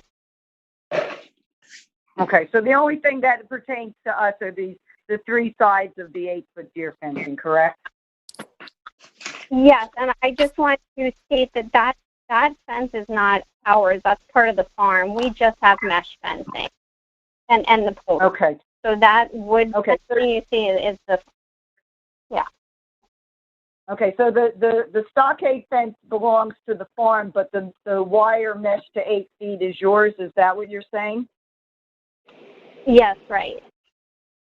Okay. Jameson, do you have any questions, or can I move forward with this?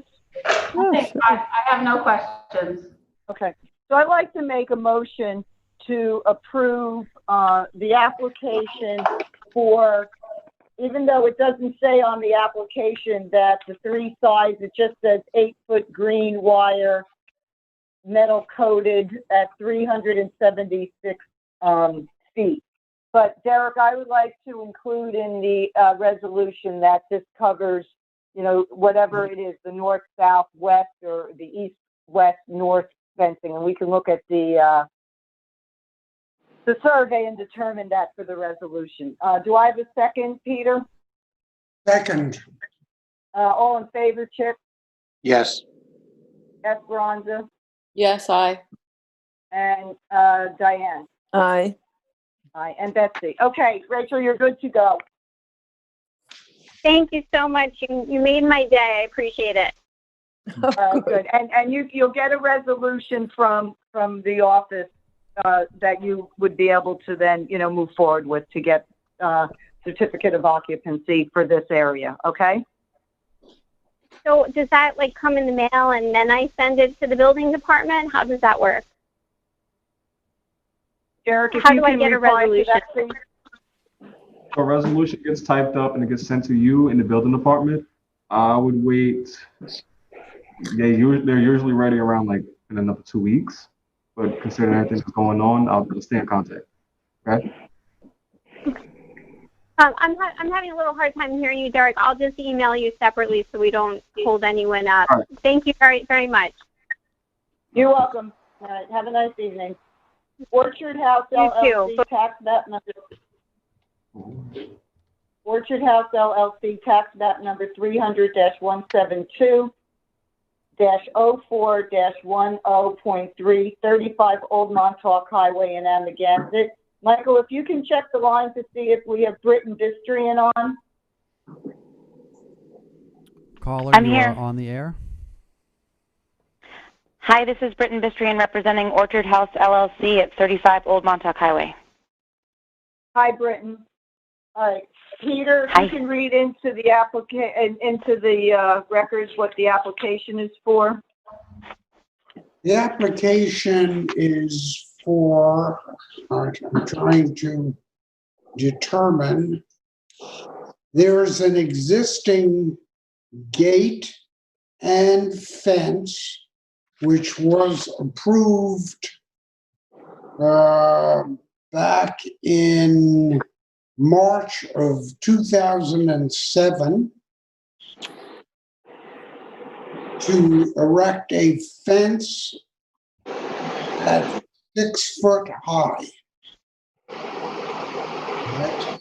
It turns out that the fence is 6'2" and comes up to a gate which is 7 foot 4 inches high. Mm. It's supposed to be dark gray. As you see, it looks black and covers the entire front of the property.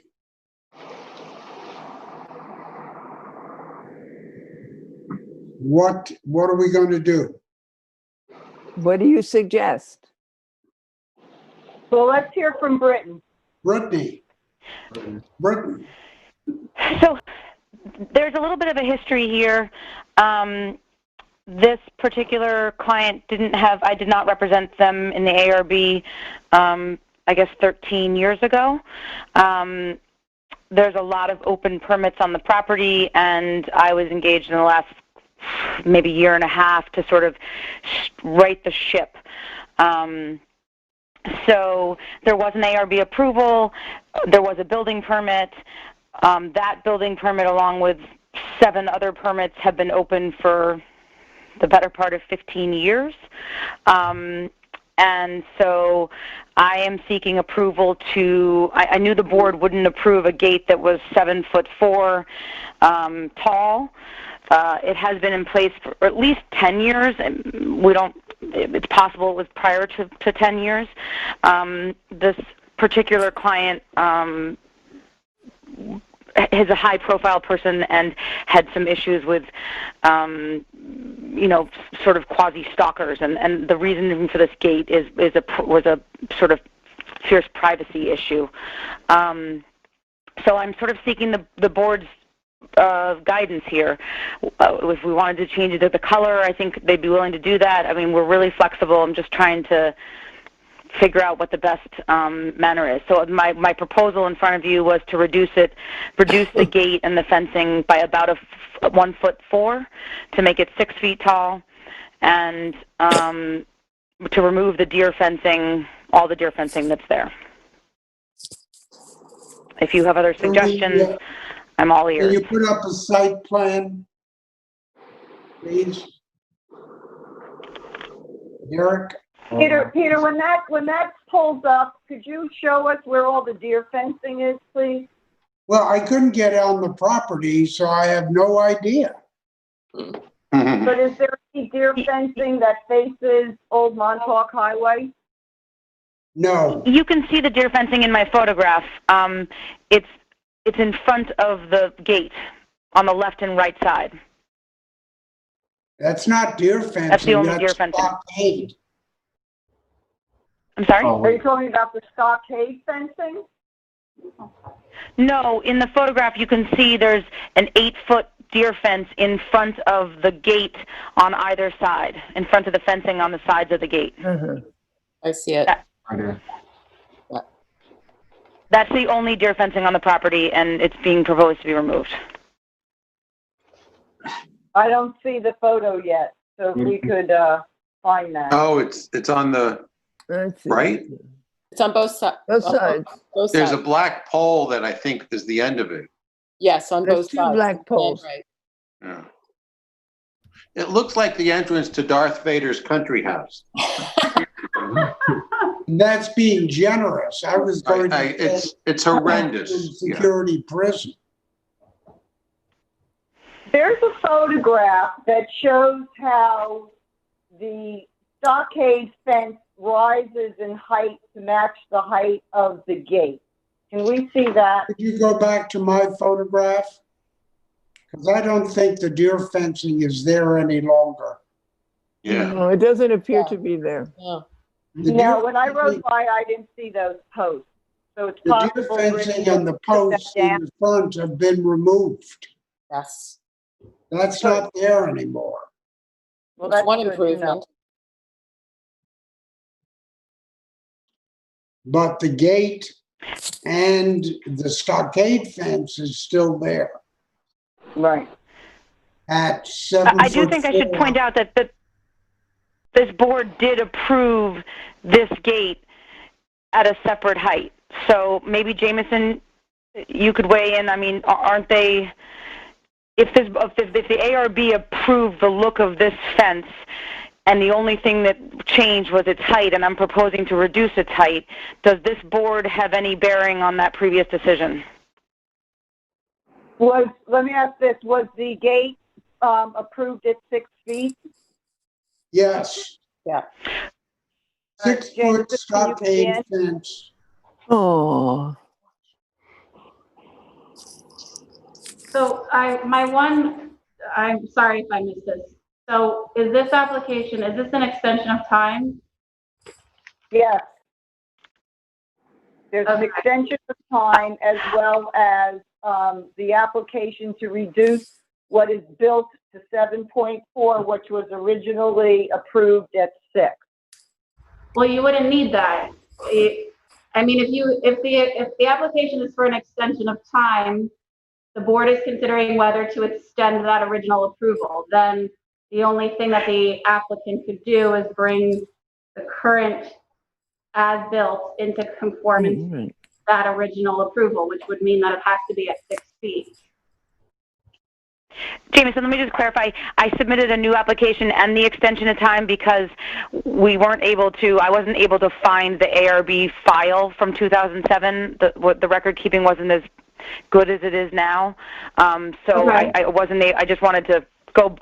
So I'm sorry, I should have highlighted that. I don't know exactly what was approved. All I'm going off is the narrative that it was a dark gray fence that was at 6 feet and appears to be in the same location as it was proposed. But I haven't actually seen that document. I don't think the ARB has it anymore. I do have the approval, but it's pretty vague. Did Derek look in the files for it? Yes, I did. And it was prior to Derek, but yes. So we have no proof that this was ever approved, basically. We have an ARB approval. We do have a resolution. You do? I just thought you said you yes, don't. But it's not at this height. I only have the resolution. At 6 feet. All right. So she has the resolution. And it says she doesn't fence have and file. Correct. And the resolution does not have any specific details on it. It just says fence and gate at 6 feet. Oh, okay. So you do have that. Okay. Well, then, Jameson and Peter, unless anybody has anything else, if there was a resolution that we have that shows that this gate and this design and this fence was approved at 6 feet, I would suggest that we talk about the extension of time, and if it's granted, give them time to get it into compliance with the resolution. What else? What other options do we have? Yeah, that's what we should do. If you just give me a moment, because I see Derek has the resolution on his laptop. I'm going to try and 6 foot stockade fence. See if I can get over there. Literally all this is.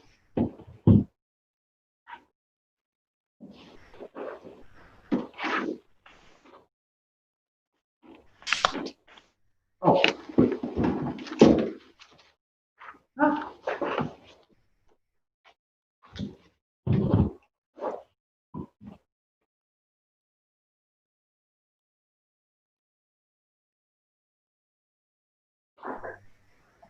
I did want to say while they're looking at that to the board, and I guess we could then verify this with Jameson, that if you didn't want to extend the extension of time because it's been 13 years and it was built higher than what was approved, if you wanted to go down that path, that is also the only other option. And if you don't, I have to verify with Jameson that if you don't accept the extension of time, would we be able to ask for a redesign on that gate to open it up? Or should we just get it down to 6 feet and give them the extension of time? Okay, so this one is a little tricky. Can you guys hear me? Yes. I say it's tricky because like many of the resolutions I've seen, the older resolutions, there is no expiration date. So yes, there's no question that 13 years have passed. It's not technically expired, but it's old. In addition, like Britton's saying, now I understand there's very little information. This resolution seems to be speaking to a 6 foot stockade fence. Then there's minutes that get into more detail about a 6 foot high fence, 6 feet back from the property line, with the condition that the owner produce and sign a legal document stating that the fence from the house forward and across the front of the property will be reduced to 4 feet before selling the property. This irregular application has been granted considering the privacy requirements of the owners of the property, et cetera, et cetera. And I will say too that in the past, in the way that the the code was previously written, gates, driveway gates, and even how we defined gate was really also called a fence, just to make this more complicated. So this could be referring to this that's built, but I really don't know.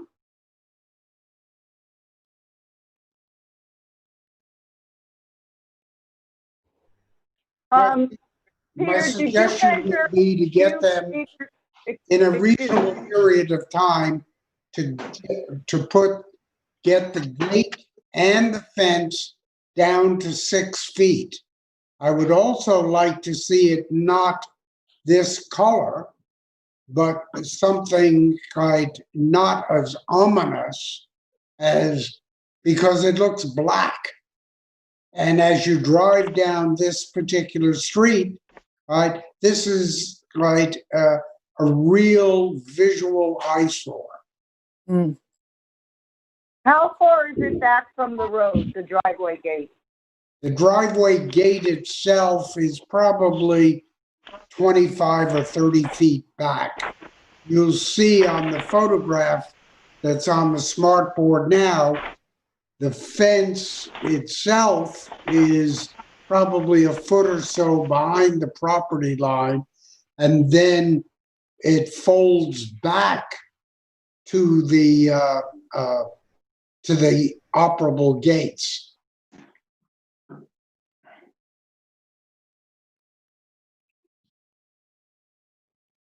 If you go back to the survey, we could probably more accurately determine it.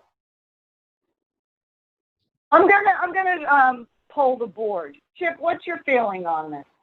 Besides, and I don't want comments about what it looks like, you know, Darth Vader and all that. Just let's focus on this and help Britain move this along. So, Chip, what's your feeling about this gate?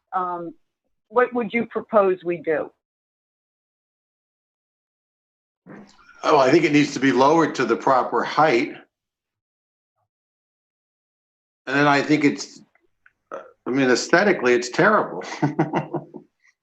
Right. But do you think that if we brought it down to 6 or maybe 5.5 feet and had, I don't want it painted white. I just like white. I think a darker gate at this point is better than white. If we went into painted white, something gray, which was originally approved.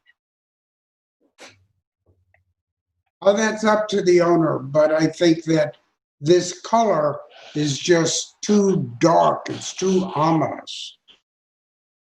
So, Chip, were you finished with what you had to say?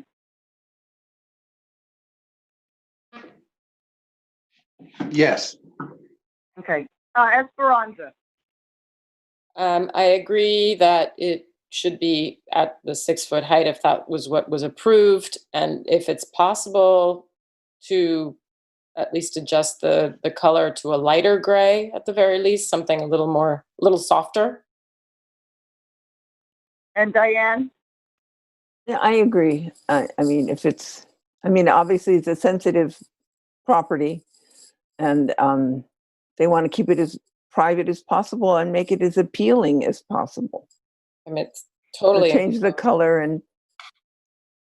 All right, Britain, would that be acceptable if we approved it to be reduced to all the fencing and the gate to 6 feet and to submit a lighter shade of gray to be repainted? Absolutely. And we don't have to worry about the deer fencing because it's been removed. And that's probably them getting confused by me saying, I'm going to the ARB, we're going to need to remove it, and not understanding that I didn't mean now. Well, I'm glad so will you table this for your next review, and I'll submit color swatches? Great. And then, Jameson, what do we do with the extension of time since there wasn't a date on the resolution? Do we just approve the extension of time for now? Yeah, well, yeah, because there is a date that it was approved. There just isn't an expiration date. So we can approve the extension of time. I'm much more comfortable that there is also this additional application, because at least we have the opportunity now to make the file complete with as much information with the survey and the color, et cetera, et cetera. Right. And as of now, what is the amount of time that's allowed on a resolution? Is how many years is it? 3 years. 3 years. The town code Okay. now tells us it's 3 years. Right. So basically, if we made, once we get the color right, and we make a motion to approve this at 6 feet in a new color, then we could, if we approve the extension of time, they would have within 3 years to correct this. Is that what we're saying? Yes. Okay. All right. So if everybody's in agreement, well, let's table this and have Brittany come back to us with, some kind of idea what the owner wants to do with regards to color or the height. Okay. But we're not approving the extension of time now, or we are, if we're tabling it. You can, I think, you might as well do the extension of time now because it's kind of stands alone in a sense because she submitted a second application. Well, here's the thing. This is my thought. If we approve the extension of time, that 7.4 gate can sit there for another 3 years. Hmm. Not necessarily, but the extension of time is an approval for a 6-foot gate also, but. Okay, all right. Well, just as long as that technically, then that. Why don't we wait? Let's wait until the file's complete. If she's coming back in 2 weeks, well, let's just wait. Okay. That actually will help because then Derek doesn't have to submit 2 things to the clerk's office to get stamped and routed and everything. It can all stay together.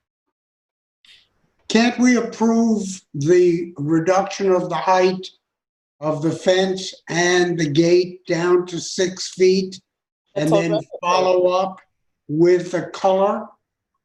No, I would rather do this all at once. Let's just wait for 2 weeks. The thing's been sitting there for long enough. I think 2 weeks, we can get this all tied up properly. Okay? Okay. All right. So we're going to table this, Britton, and the extension of time, and we'll see you in 2 weeks, okay? Okay. Thank you very much, Board. Great. Wait, Thank just you. email me with the color samples and everything too. I'm going to submit those to you, Derek, to the office. All right, thank you. Okay, bye.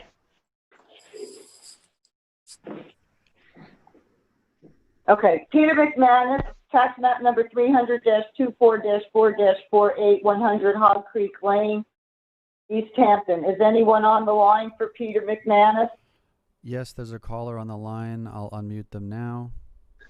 Caller, can you please state your Peter name for the record? McManus is on the line. Hi, Peter. Good evening. I thought I was going to be saying good afternoon. No. Never. No, It's this a little is the tricky ARB. here. Bear with us. With the storm, we are having some technical difficulties, and I am not able to even be on the smart board, so I'm just operating from my phone. So this is Betsy, and I was out to your property, and let me just read to the board what you're in front of us for. So there was a code violation on the property for what Peter writes on his application for a shed and fence, the attached letter. And then the application says pool safety and deer mitigation. He's looking for approval for a wood stockade fence that's 6 feet high and 76 feet long. So let me just explain to the board. There's the picture of the fence. Now, this is not on Hog Creek Lane. The stockade fence actually goes along this is a corner property at Hog Creek and Deer Pasture. And Derek, if you could show the front of the property where the house is shown. And that gate is one of the 75 feet from Hog Creek Lane. But it's still facing a public road, which is Deer Pasture. Old pasture. Do we have a survey? Yes, 1 minute though, please. I just want to show the front of the house. So this is what faces the excuse me, let me just grab my notes. This is what faces Hog Creek Lane. And what this is a pedestrian gate that's wire in a wood frame that measures 6 feet tall, and it is along the plane of the house. So that's okay, but I understand that the citation was for the fencing, the stockade fence, as well as the shed. Jameson, I didn't see a shed. Does sheds come under ARB purview? No. Okay, so we're just dealing with the 6-foot stockade fence. What? The shed has been moved. Okay, thank you. Okay, so the other thing is, before we get into the stockade fence, on your application, Peter, you say, see attached letter. For some reason, in our files, we couldn't find your letter. Was there a letter that we're missing, that you had something to submit in addition to the photographs and the application and the survey? Yes, I submitted a letter, which was a lively prose piece.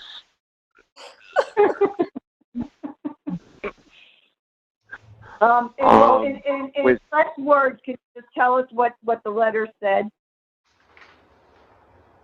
Oh, what the letter said was that the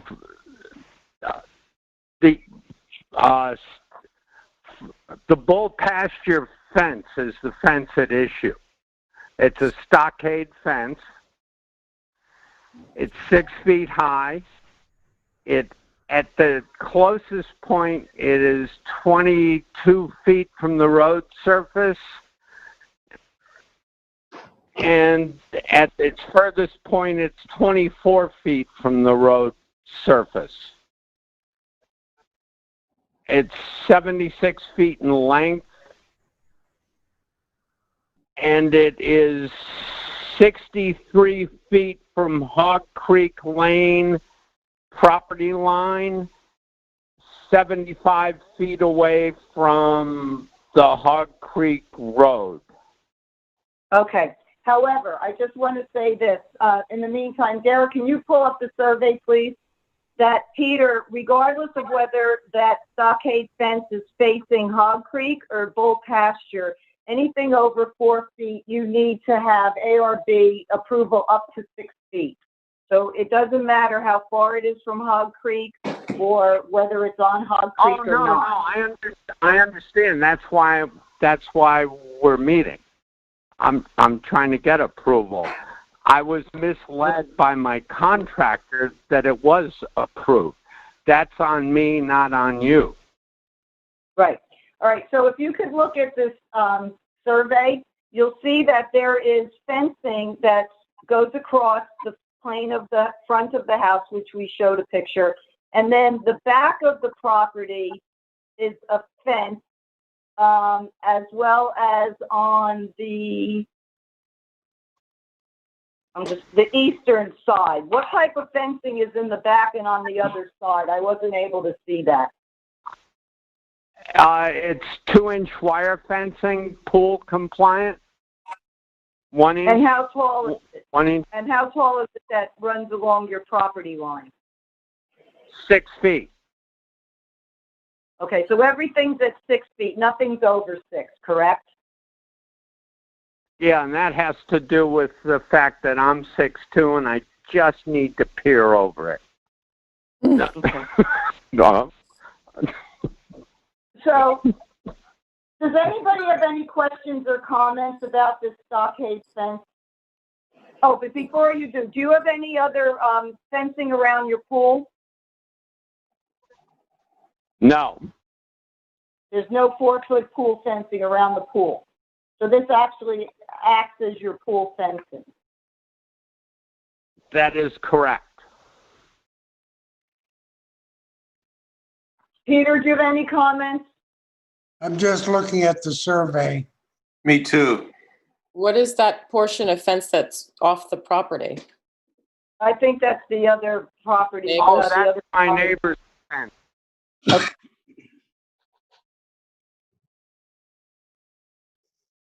Here's And we my matched thought our on it. fence. Okay. Here's my thought on this. Since there's no 8-foot fencing on this property, this is a very, sort of, dead end part of Hog Creek towards the water. The stockade fence is not offensive. It's just the fact that it's higher than 4 feet. And there is, lots of trees in front of it. I'm almost, feeling like if the rest of the board is okay with it, that I would approve the 6-foot gate, the fencing along Full Pasture Lane. I agree. I agree too. Diane? Yeah, me too, yes. And Esperanza? Make a motion. Yes. Esperanza? Yes. Okay. So I'm going to make a motion to approve the 6-foot stockade fence that runs along Full Path. Do I get a second, Diane? Yes, second. All in favor, Peter? Aye. Chip? Aye. Esperanza? Aye. Okay, you're good to go, Peter. Thank you very much. You're welcome. You're welcome. Lively prose piece. Be well. I'd like to see that. Yeah, me too. I like that. Okay, Brendan Stiles, tax map number 300-133-2-28.5. This is 633 Route 114 in East Hampton, and that would be Diane, and Joe Quinn might be on the line, Michael. There are currently no callers on the line. Okay. Diane, can you read into This address is also called Little Bird Lane. It's right off of 114. And the application is to legalize an existing deer fence, black wire and nylon at 8 feet. Perhaps if you could show the photographs. What they've enclosed basically is the active part of their backyard, a small fraction of the 3-acre property. There's young children and a vegetable garden. You can see that. And I think it's very discreet, and there is the rest of the property is totally wooded, and plus the property is bound by 2 50-foot wide scenic easements. So this is where you come in from the garage or the front of the house. Could we see a survey, please? And if I may interrupt, I'm sorry, if I may interrupt, this is Mike from LTV. There is a caller on the line now if you'd like me to unmute them. Yes, please. No, there's no code violation that I'm aware of. Caller, you are live with the ARB. Could you state your name?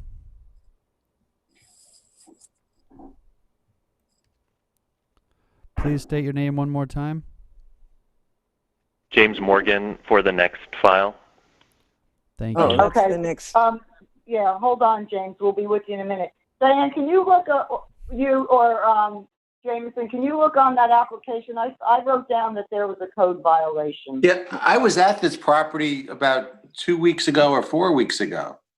Is this the same one that was down Little Bird Lane? Yes, it's the very end, yes. Mm-hmm. And what happened at that meeting? I can pull out my record. Hold on.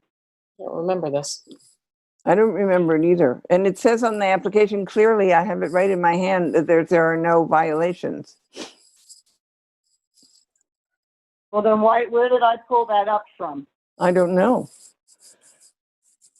What's the Do you remember application? how long ago this The was? application is to legalize the existing deer fence that I just described. That encloses basically the active part of the backyard, the kids' playthings, the vegetable garden and things, and then the rest of the property is totally open. I think it was for pier light. Were there piers at the end of the driveway? I don't have my files with me. No, actually, they submitted some pictures of the beginning of the driveway, Derek. You can see there's just a very discreet little 633 marker. There you go. I will say in the code violation question, I don't think it matters much. I mean, it's possible. The only thing they could have had a violation for was building the fencing without approval.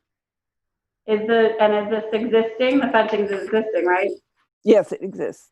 So they would be trying to legalize it, but I don't know how that would implicate the board's, decision otherwise. Well, I was just trying to understand, is this something that they're before us because they received a code violation because they don't have approval? I just was looking to find that out. Well, their application says no. The application says no, right. Okay, then maybe I made a mistake. Can we go back to the survey and Derek, is it possible to blow that survey up? What are you trying to see? Which area? Yeah.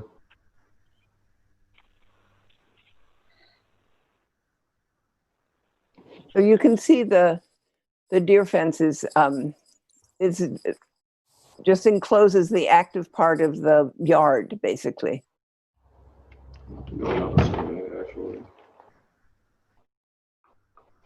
Now, what does it mean when it says wire and nylon? I'm unclear on that. Oh, you can see the fence. There's very clear photographs of the fence that they submitted. There's wood posts. Wire and nylon, though. I don't know.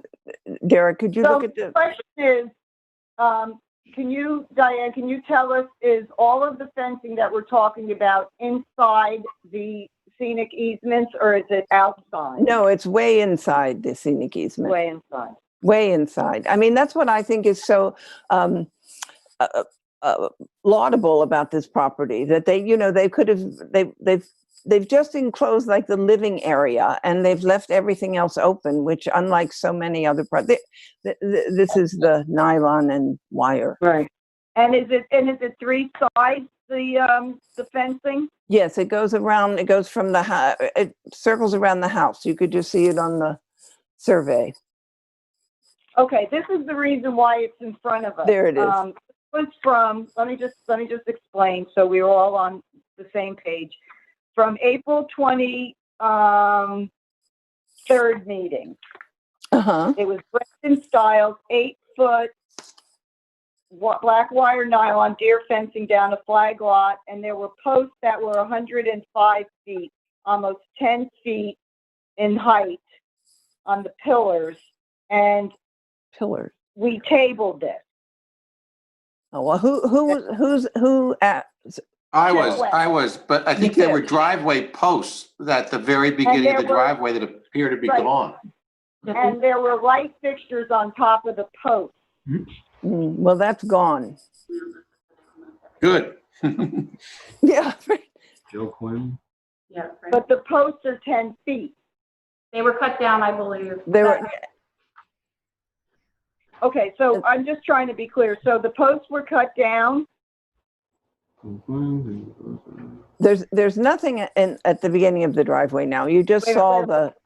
Excuse me for 1 second. The pillars, right, were 5 feet, but I'm sorry. But the posts with the 8-foot deer fencing were 10 feet. That's why I believe this was tabled. Remove column. Because it was 10. They were 10 feet. Derek, do you have any information about any of this that you could shine some light on from a administrative standpoint? Did we send them information about what was tabled? Yes, why it was tabled? I'm remembering now because Derek and I were copied on the response from the applicant. So Derek must have reached out to the applicant. They watched the meeting and they were informed of why it was tabled, because they did email us and said that they removed the wood columns at the end of the driveway and all fence posts were cut to 8 feet or lower. Okay. So, I mean, that's just their word, but if that corresponds, I mean, I'm looking at photos that show that the posts are 8 feet, then I'm assuming that Diane would have noticed if they were. Oh, absolutely. Yes. Everything was at 8 feet. Right. So now they're back in front of us because they cut the post down to 8 feet and they're looking for approval for 8. Okay. That's perfect. As long as, it's clear what we're doing and why we're doing it, I think that's really important. So does anybody have a problem with approving the 8-foot deer fencing and wood posts on this property? No. Okay, Good. Diane, you want to go ahead and Yes. make a motion? You're Yes, willing to approve this? Yes, I make a motion that we accept this application as submitted. Okay, can I get a second, Peter? Second. All in favor, Esperanza? Aye. Chip? Aye. And Betsy, aye. Okay, good to go. James Morgan, tax map number 300-142-1-28-4, 152 Hands Creek Road in East Hampton. And James was on the call, Michael. Yes. James, are you there? Yes, I'm here. Hi, James. Good evening. All right, Diane, if you can read into the record the application for. Yes. The application is for an existing structure, a gate for the entry into the property, painted white with the posts at 6'8" and the gate at 5'8". There also is a violation. No, yes. That the gate was installed in 2006 and it's 5'8" and the posts are 6'8". We have met all other inspection criteria. Inspector informs us that the gate is too high. Well, I didn't find, this was a very troubling property, I thought. Not so much for the gate itself, because it's down a very long private road right off of Hands Creek, right across from Longhouse, actually. Everybody, this is at the end of this, maybe a third of a mile private road, 2,000 and some feet. Everybody, there's so much deer fencing going in so many directions from so many properties that it was hard to imagine how it has come to be this way. And this property, if it looks to me from the survey, I couldn't get into this gate. It looks to me that it is completely, entirely fenced, as is everybody's property entirely fenced. And I mean, yes, they can cut the gate down and make it 5'8" all the way across if you see the picture of the gate, but it doesn't remedy all the fences everywhere. And I don't know that, wouldn't even know where we begin to approach a situation like this. Okay, so everybody can see on the survey how long this dirt road, well, I don't know, is it a private, I think it's a private road. Right, it's a flag lot, basically. It's not a private road, it's a flag lot. A flag lot. Well, but there are houses on either side of it. Yes. I've been down. Thick with housing and fences. Yes, I saw it, and everything else. Derek, do you have, before we go off of this, can you tell us, James, what actually the code violation is for? Is it for the gate or is there fencing in it?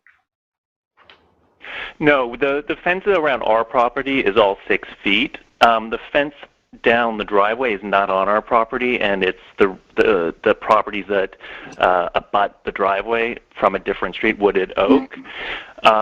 So it's all about the gate height, because our deer fence is in compliance.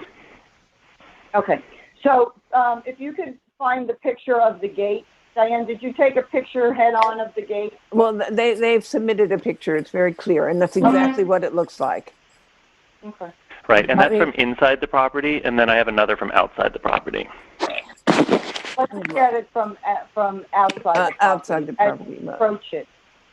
May I ask, where is the gate located on the survey? I can't find it. It's right where the pink line is, where the fence line is. All the way up. We're in the square, we're not in the flagpole. Right, There's a we're lot of- within the kind of envelope. Okay. So you can see this gate from the center. It's 5'8", and then that the areas to the left and the right, they rise up to 6'8". You really have to be going down this road to get to this gate for whatever reason to actually see this. Yeah. But Jason, because you can't see it from the road, what is the maximum height that we could approve? 8. It's not based on the visibility, it's based on the location, but in that location, you can approve up to 8 feet. Up to what? I'm sorry, based on that location, what? 8 feet. Yeah. Okay. I mean, I think because the gate is not visible from anywhere that, I mean, I don't see why we would insist that they cut it down. It's been there for years. I know, and the fact that it's only 8 inches above the 6 on the sides, I'm in agreement with you. When I saw it, I thought this was nuts. Okay, so does anybody have any comments or questions or any problems with Diane moving forward with this? No. Okay, Diane, why don't you go ahead and make a motion? Okay, then I make a motion that we approve this resolution for a gate at 6'8" as submitted. Okay, we're approving the application. Okay. All right, do I have a second? Ooh, thank you. I'm going to cry. Let me just finish up, Peter, 1 second. Esperanza, do I have a second? Second. Peter? Second. Aye. Chip? Aye. And Betsy, aye. All right, so James, you're good to go. Leave the gate as is. Thank you, thank you, thank you, thank you. Oh, we're glad you're happy. Okay, next one is Carl DeBrito, tax map number 300-171-1-4.2, 38 Windmill Lane in Amagansett. This has been postponed for a future date, and I'm going to move over to extension of time, which is, we did Orchard House LLC, that was tabled, in Britain, Beckman Commercial, tax map number 300-49-1-14, 94 South Euclid Avenue in Montauk. This is Lighthouse Planning representing Beckman Commercial. Tara Burke may be on the line. No, there is no new callers on the line. Okay. Oh, no Tara Burke. All right. This is a property, a commercial property that was approved by this board for a new commercial building in the area of the South Euclid and Essex Street. Euclid is also the post office, and it was going to be a 2-story building. Derek, if you could pull up A2 out of the specifications where it shows the elevations. Hold on 1 second. Okay, take your time. So I'm just I'll give a little bit more information. So this is a new commercial building built on, to be built on an empty lot. So it doesn't replace anything. And the first story was going to be a veterinary practice for a local vet out there. And then the second story, I think, was going to be commercial. I don't think it was an apartment. I think it was commercial office space. But they're asking for an extension of time because there was some issues with regards to the sanitary system needing to be installed. In November 2019, they received the health department approval for the low nitrogen sanitary. And when they were getting ready to apply for the building permit at the end of this winter, and then due to the COVID pandemic, construction has been halted until recently. So they're looking for an extension of time. I see no reason to extend it. Does anybody have any questions? Excuse me, Chair, if I may interject, there is a caller on the line. I can unmute now. Let's see if it's Tara. Good evening, board members. This is Tara Burke calling for Beckman Commercial. Hi, Tara. I just Hi, went Tara. through the letter and the reason why you're looking for the extension of time that you were held up with regards to sanitary systems and then also the building construction. So I was just polling the board to see if anybody had any questions to grant this, and I didn't hear anything, so I was going to move forward to grant the extension of time, unless you'd like to say something. No, that sounds great. Thank you. Okay. So I make a motion to approve the extension of time for this application. Can I have a second, Diane? Yes, second. All in favor, Peter? Aye. Chip? Yes. And Esperanza? Aye. Aye. Okay, it's approved. Okay, next one is Linda Kopowitz, tax map number 300-170-3-8.1, 1 Skin Hampton Road in East Hampton, and that's Diane. There may be someone on the line, Michael, Deborah. There are currently no new callers on the line. Okay, Diane, you want to read into what the extension of time is for? Yes. An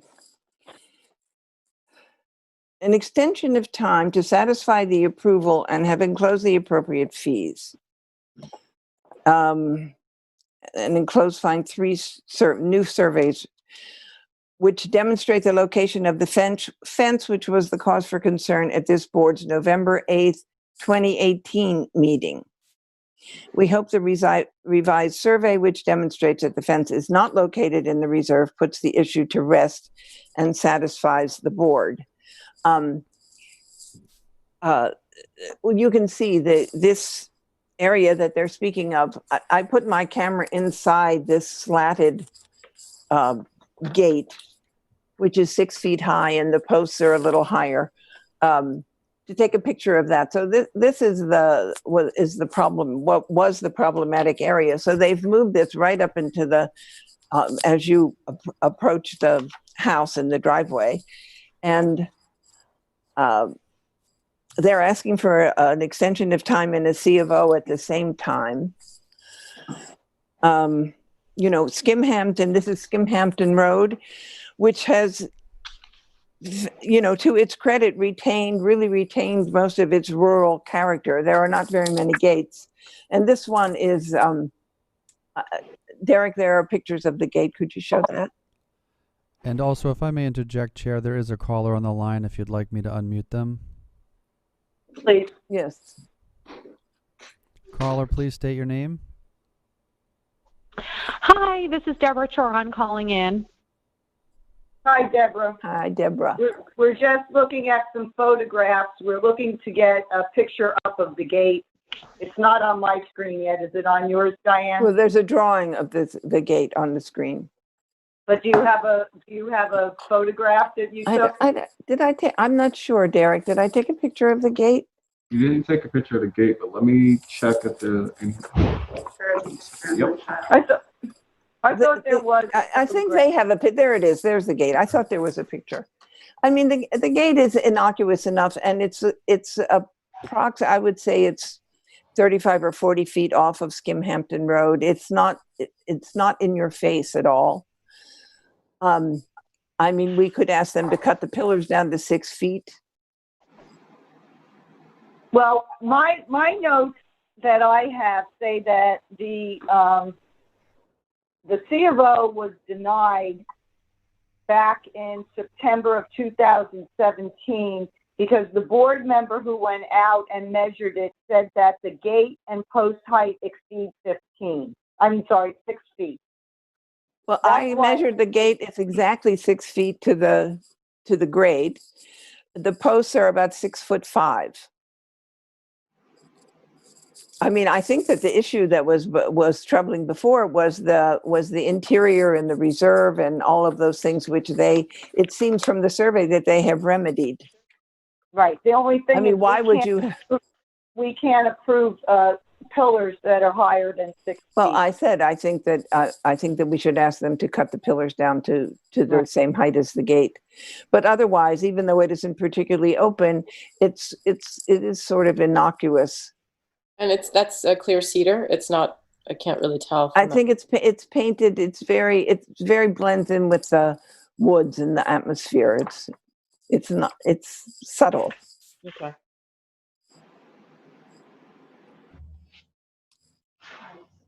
So Can yeah. I ask this question of Jameson? Do you have the resolution that what we originally approved? Yeah, they do.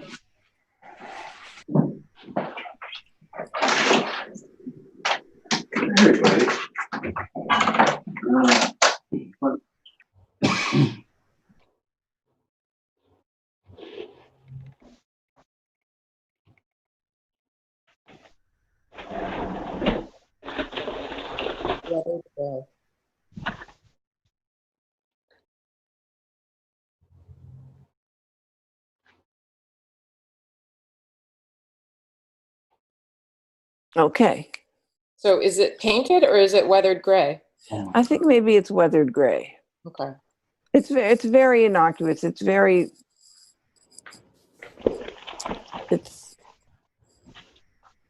not a problematic. Okay, so I'm having a hard time reading this resolution. Does it say that there's anything other than the gate on this resolution? No, that's all it says. A 6-foot high weathered gray cedar entry gate, 14 feet. East Hampton fence. Okay. Deborah. Yes. Would the property owner have a problem bringing those posts down to match the height of the gate so we can clean this up and have this move forward? No, actually, last I had spoken to the property owner, he had relied on a contractor, and he actually had relayed to me that they had been brought down already to 6 feet. So it does surprise me to learn that they were recently measured higher than 6 feet. Is that the case? Was it very recently measured, or are you reverting back to older notes? No, this was 2 days ago. And you can see in the photograph that the posts are higher than the gate, and Diane said she measured the gate, and we measure from grade, not from the bottom of the fence. So yeah, from grade, the fence is 6 feet, and the posts are 6'5". Right. So if they could just, if they're wood and it's not stone, it could be removing the caps. Get this cleared up. Right, that would be much appreciated. I don't know if you would consider, similarly to what you have been discussing with Britain, granting the extension of time and then putting us back on so that we can remedy that to eventually get the approval. Or if you want to do it. What we can do is something. Oh, this is extension of time. Extension of time and a C of O. Yeah. So Jameson, what's the fastest way to do this? Can we make approval for the 6, even though we had approval for the 6, and let them, or we just do the extension of time and then they come back for a C of O? Because we're going to have to go out and measure it after the work is done. So should we just do the extension of time for now? Extension of time and CO. It's expired.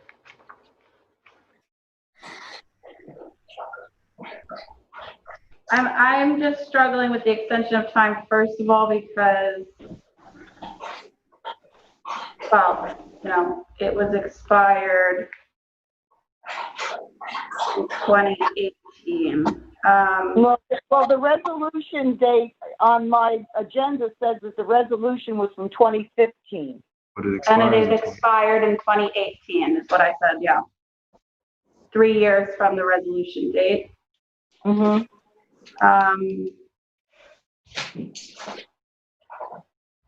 Yeah, you can agree. So we have now.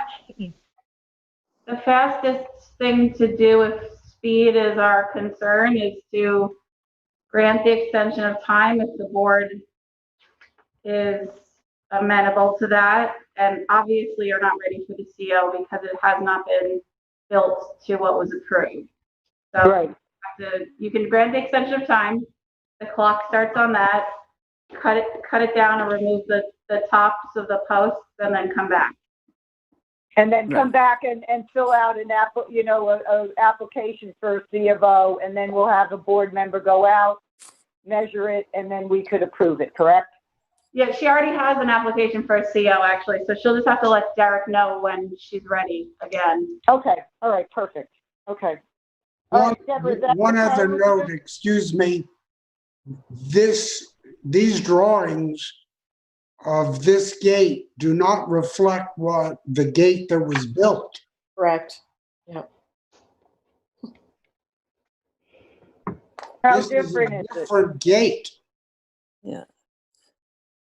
It's not that different. Which is, Well, it doesn't have that diagonal. No, it's more than that. The spindles go all the way through and the bottom is open. Yep. This is a solid bottom. Yeah. That's true. It's a different gate. Well, I do know, if I may speak for a second, this is Deborah Choron. I do know that we have come back a couple times. They have had to cut it down a couple times, and I guess whoever's been doing the measurement has mismeasured. So I did think that at this point it was in compliance. That's why I did submit for the inspection. But we are, happy to revisit those posts and make sure that it's all at 6 feet. That drawing that you have that is not recently submitted by me, so that may be part of an older file. Well, I think that drawing is what was approved, because if you look at the 2015 resolution, it specifically calls out, as per specification sheet prepared by East Hampton Fence Inc., page G1. That's from 2014, the drawing. So, yep. So that's what was actually approved. So you might have a big, larger issue than just the extension of time. So here, really the options are this. You get the extension of time to breathe life into your expired, this approval has been expired for 2 years. Then you have to build that fence for that driveway gate and then come back for the CO. The other thing you could try and do is just bring a brand new application to apply for what is actually built. Well, let me ask you this, Jameson. Can they come back to us, if we grant them the extension of time, can they come back to us for a modification to the old resolution based on the as-built gate? Sure. That's what I would suggest. I don't see that this gate, that the drawing versus what's actually there. I think we're splitting hairs here. I don't know the cost of one fee versus another, so I don't know what would be a preference to an applicant, but the fee for a modification of something existing is $350. New application for something existing, I believe, is $200. yeah, the benefit to doing an extension of time is that you breathe life into an old application, an old approval that perhaps a now existing board would not approve. If there's something that's existing there now that you want approval for, you could also just apply for it. It's really up to the applicant.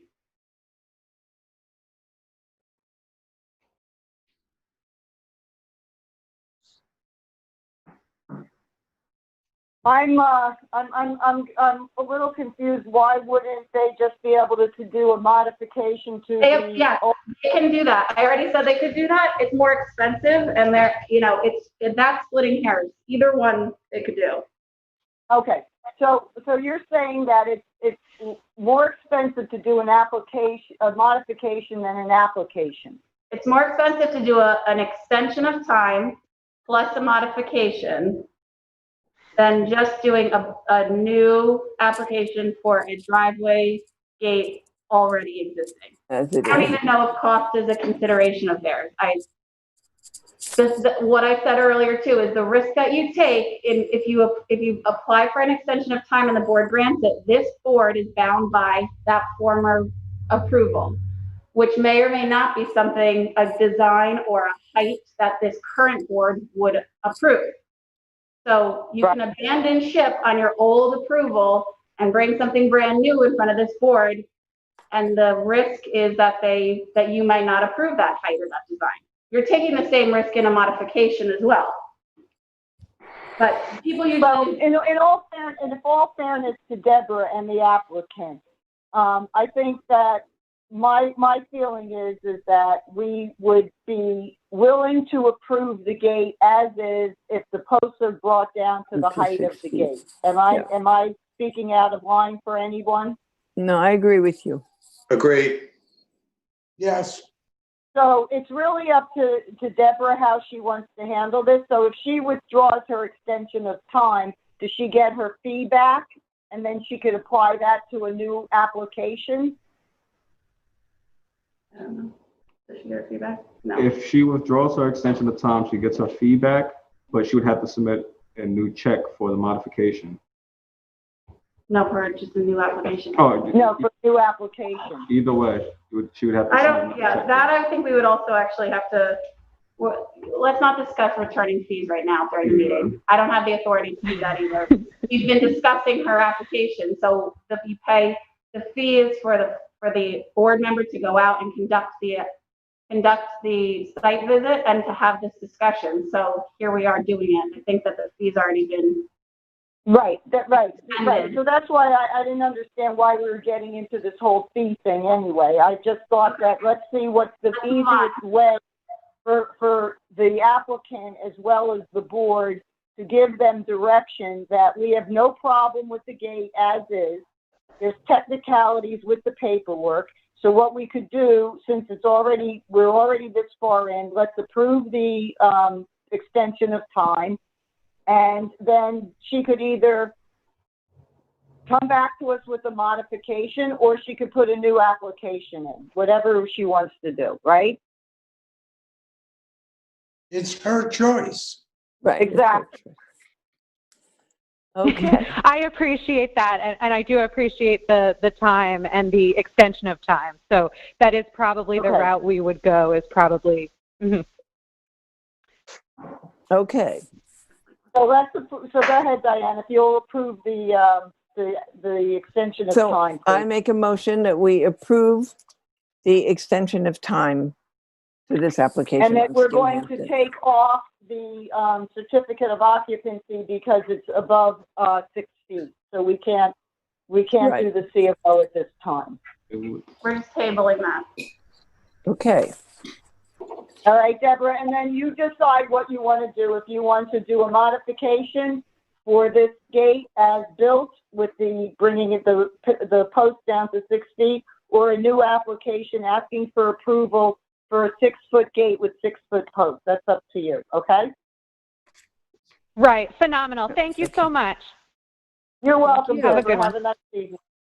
Okay, I'm going to move into C of O's, issuance of certificate of occupancy, and this would be Michael Nuremberg, L Squid Row, LLC, tax map number 300-200-3-44, 28 Association Road in Waynescott. And that's Esperanza. Yes, so this is a very large project that we actually granted an extension of time fairly recently, April 20, right? No, sorry. January 10th. Is that it? Thank you, Derek. I can't find it right now. I should put on my glasses. Where the extension of time was for a previous resolution from April 28, 2016, where this board approved additional roof height and building of a new 9,958 square foot FEMA compliant 8-bedroom house, 755 square foot garage, 576 square foot accessory building, 198 square foot pool house, pool and terrace, outdoor shower and shed, as per building plans prepared by Bates Massey and Architects. I think that's it. So I've gone out there now a few times, and this is for CO. If Derek could pull up do you have building plans? Yes. And then I don't know if there was a preliminary survey that we did finally get our hands on, but we'll start with this because what I discovered upon really much closer examination was that there were just a few little discrepancies with what was built versus what was on the plans. It's not anything that's substantially different. I'm just pointing it out for the board and for the public. With regard to some fenestration and railings, and this is an overlay. I don't think any of these discrepancies affected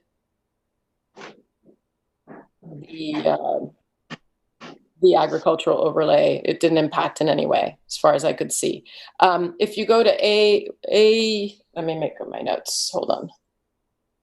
A201.1. Okay. Okay. Yeah. So just if you can zoom in on the lower elevation. And I'm sorry, I had pictures. I just wasn't able to get them in on time, so I don't think Derek has them. But you'll see that the upper story, the railing there is a certain design that sort of emulates the roof style. That is no longer like that. It's just sort of slatted. And then the double doors that appear, like they would appear to be sort of sliding glass doors or windows, become a little different. That's all on that side. And then on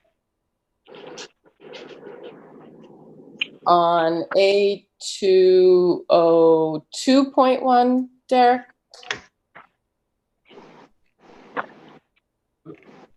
which is the front facade, way to the right on the lower elevation is the garage. And next to that, there are those 4 windows that sort of don't meet the whatever those smart vents are at the bottom there by the foundation. That actually now is just 2 panels of fixed window that go from the foundation to the roof line. So my only, I guess, if Jameson concurs, my only suggestion would be that we get updated building plans. I think I do have your pictures. Oh, great. Okay. Excuse me, board, if I may. Also, there is a caller on the line. Oh, good. Yes. So that's the Good evening. agricultural. This is. Sorry. Caller, go ahead. Please identify yourself. Oh, sorry. This is Catherine Deline Weil from Bates Massey Architects. Hi, Catherine. Hello, Catherine. Good evening. So, Catherine, I don't know if you were able to hear what Esperanza was relaying to the board on her site inspection for the certificate of occupancy. It appears that there's some areas of the build out that don't match what was specifically approved. And right as you called in, Esperanza was going to suggest that your company submit to the board for our reference as-built plan versus what we were originally going by from the initial elevations. That would be no problem. We can submit those to you as soon as possible. Okay. So yeah, this picture, for instance, that is the fenestration next to the garage, just to the left of the garage, where just above where the man is working. And you see the difference there between what was on the building plan before and what we see here. And then in the previous picture, Derek, if you can go here, you can see that the railing on the upper deck, it's sort of a little solid and then it's slatted, quite different from what was on the building plan also. Just minor. Otherwise, I think you will notice that I don't think there were any other changes from what was approved that would impact the agricultural overlay. I don't know if anybody has any questions or if Catherine has anything to add. No, what I would like to, we think the changes. I'm sorry. Go ahead, Catherine. No, go ahead. Go ahead. I was going to ask you if you can confirm, on my records, it shows that the resolution date was from April 28th, 2016. Did you have any other modifications to those plans since that time when we approved these original plans? Yes, there was a modification. The April 28th, 2016 was a different floor plan. It was more angular, and we have a resolution. I believe it was resolved in November 2016. I can pull that up if you just... October 27th, 2016. October? Okay. So let me ask this. What plans were you looking at, Esperanza? What date is your plan? Those were the plans that I had. The most recent date on them was that October date of 2016. Okay, great. Okay. Yes. All right. So we have basically the records from October 27, 2016 that had the modification for what was approved. So anything that changed from that should be reflected in the as-built plan. Now, Jameson, do we wait for those plans to come before we approve this for certificate of occupancy? I think because Esperanza kind of made it clear that these are very minimal discrepancies, I think that the board can find that if the project was built, it substantially complies with the resolution, that you can move forward. You can make it a condition that the applicant submit the as-built plans for the file. I guess my question to the agent that's on the phone, sorry, I forgot your name. Catherine. Catherine. Do you have the plans already drawn? Yes, we can easily submit them within a day or two for your records. Okay, so then that's probably perfect. I think that the board can certainly move forward then. Okay. I would like to recommend, Catherine, if you can drop them off to Derek's office and leave them in the bin on Monday by the end of the business day, that would be great. And if you can, submit a digital copy. Right. Derek, should I email that to you, or do you want it on a drive? You can email it to me. Okay. And just, I mean, and Peter, you chime in here, please. Just if we look at, in particular, that railing, and I can't tell really from the building plans what the other one would have looked like if it would have been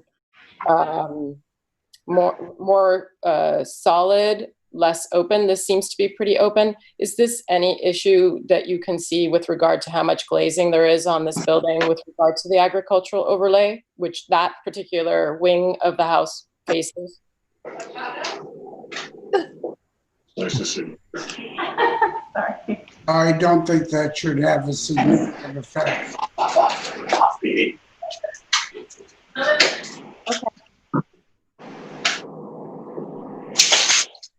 Okay. Right, then I'd say if there are no other questions, and then I would advise staff to or instruct staff to advise the building department that this property is ready for a CO based on the fact that they will be submitting the as-built plans to right and physical as well as digital file by the end of the day on Monday, which I believe is it the 14th of June? Monday? 15th. 15th. Okay. Do I have a second, Peter?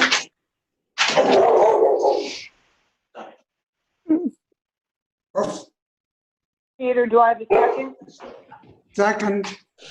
All in favor, Chip? Yes. Diane? Yes. Mm-hmm. And Betsy. All right, Catherine, thank you very much for that. Thank you very much. I'm going to go to J.L. Farrell Real Estate, LLC, D.L. Talmadge Incorporated, tax map number 300-147-122-2 and 2.3, as well as 20 no, 300-145-5-25 and 26, which is number 4, number 6, number 8, and number 10, Cheryl Foster Pack in East Hampton. Esperanza. Yes, so this, again, this is for a certificate of occupancy for a set of buildings or complex that we, here we go. That we approved the construction of 4 separate but similar buildings on 4 adjoining parcels. Each parcel is proposed to contain 4 separate service commercial uses, except lot number 2, which contains 5. Lots number 1 and number 4 are proposed to contain 2 accessory apartments each. So I think I basically took a picture of one of these sections of building so you could see the doors and the windows and the garage doors. And then if we could look at the building plans, again, there's just slight discrepancy here. What I noticed was that there were divided lights on the building plans for the entire window versus what was built was just the upper part of the windows are divided, which actually I think is nicer the way it was built. And excuse me, board, if I may, there's a caller on the line. Yeah, let's see if that's Caitlin. Okay. Excuse me, caller. Can you please identify yourself? You're on the live with ARB.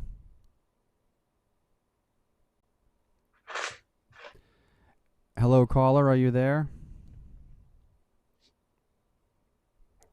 Hearing nothing, I guess continue. Well, and was there any other discrepancies besides the divided lights on the windows? Yeah, I wasn't sure if it made any difference. I don't see on these larger garage doors, some of them have pedestrian doors incorporated. And then the lighting I noticed was not as on the elevation. I think where you see it here, it's sort of to the side of each door.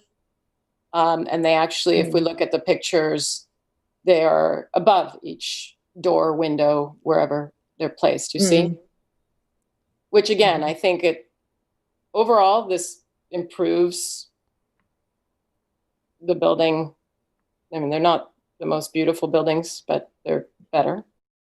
Esperanza, Well, where what they are, if anyone is questioning what they are, they're a series of professional or commercial opportunities for having a place to operate out of with their equipment or their truck.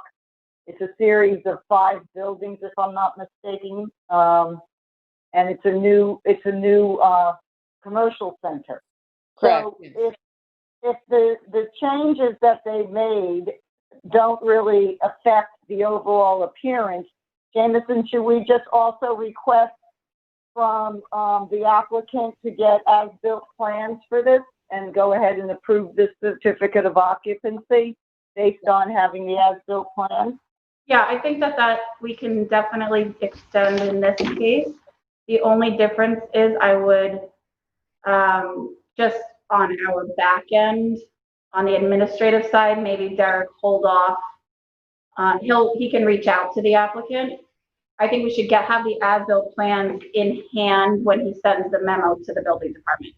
So it may not be by next meeting if they need a little bit more time. So, but the board can make that decision now. So we'll have everything, queued up and ready to send when we can get the plan.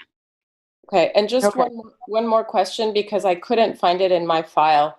All the roofing, and I have a vague recollection of this having come before us for the roofing, which is this sort of very bright blue, and the gutters and the eaves.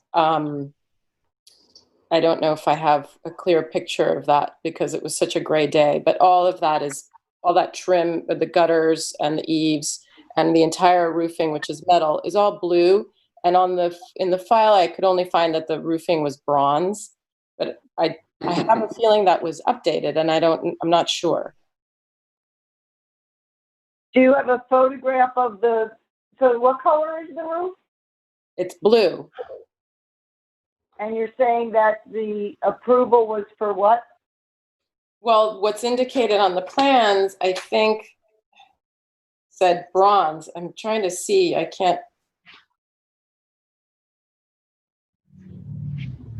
Well, you know, the way that the building is positioned, and when you drive in there, you hardly see the roofing at all, correct? So No, you see it. It's very visible. And don't forget, do you have a problem with the blue roof? Not necessarily, but yeah, you see there it says light bronze by Kinar. I'm pointing it out because this is yet another thing, and I don't know why I feel like this came before us and there was this change, but I didn't see it in my file. But I wanted to point out there are apartments in these Yeah, buildings. that's interesting. So I think it's really important to look at them as buildings that are not only sort of a light industrial commercial office space, but there are people living there. And so I'm not sure, there's another picture that I took of the other side that is sort of the entrance to the apartments. And, you know, it's important, I think, to look at these as dwellings. Yeah, very. There. So this is the side that you can see if you are going to be dwelling in these apartments, you would go into that door that is between those air conditioning units. Mm. And I would just point out that I think that needs more beautification. If I wanted to live there, I would want something done about that. Oh, yeah. Well, let me ask you a question. Do you know, in fact, that these are apartments that are for people that don't own the service underneath, or that rent the service underneath? I mean, anybody who's going to rent this apartment knows that this is a commercial property. The signage is commercial, the facade is commercial, it was approved as a commercial property. So what would you want them to do at this point that wasn't on the plans to make this more appealing? I'm just pointing it out because this is our job to point out aesthetics. I just think that But my question was the plans that you had and that were approved, was there anything different to the second story that they didn't complete to make this more appealing? No, not the board approved. Not to the second story. I think what they indicate is that this side is green space, and I don't see it being very green. Green. Mm-mm. That the color was green? No, that the Landscaping was green. Is green. Why does the building look so much better in the plans than in reality? There you go. There is some planting. It's about 8 inches high. Well, this is a fairly new building where not every space is occupied. And I'm just wondering if, did we ever approve a landscape plan for this? It's not our purview. That would probably be in their site plan, which this probably had extensive planning board review. And that's kind of a different, that's a different board and a different set of conditions that they would have to comply with. Okay. Right. That's the point I'm trying to make. We need to stay focused on what the ARB approved and what was built. And, if it's something that is different, then that's what we need to discuss now, as opposed to what could have been if we would have made different recommendations from the beginning. Mm. Uh-huh. Okay, so did we get a clarification on whether the board is okay with the change to the color of the roof? I think that's where we're at.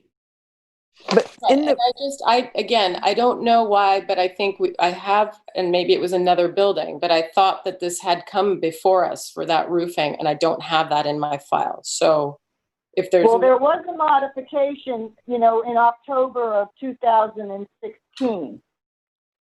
What's the date on your plans that you have? We already discussed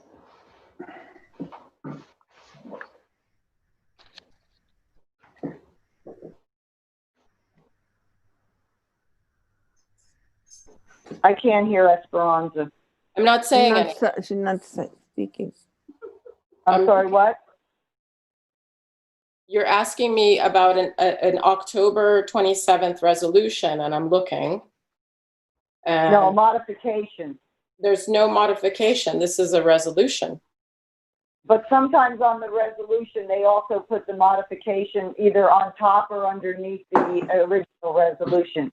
And my question was, the plans that you were using to compare to the as-built, what was the date on those plans?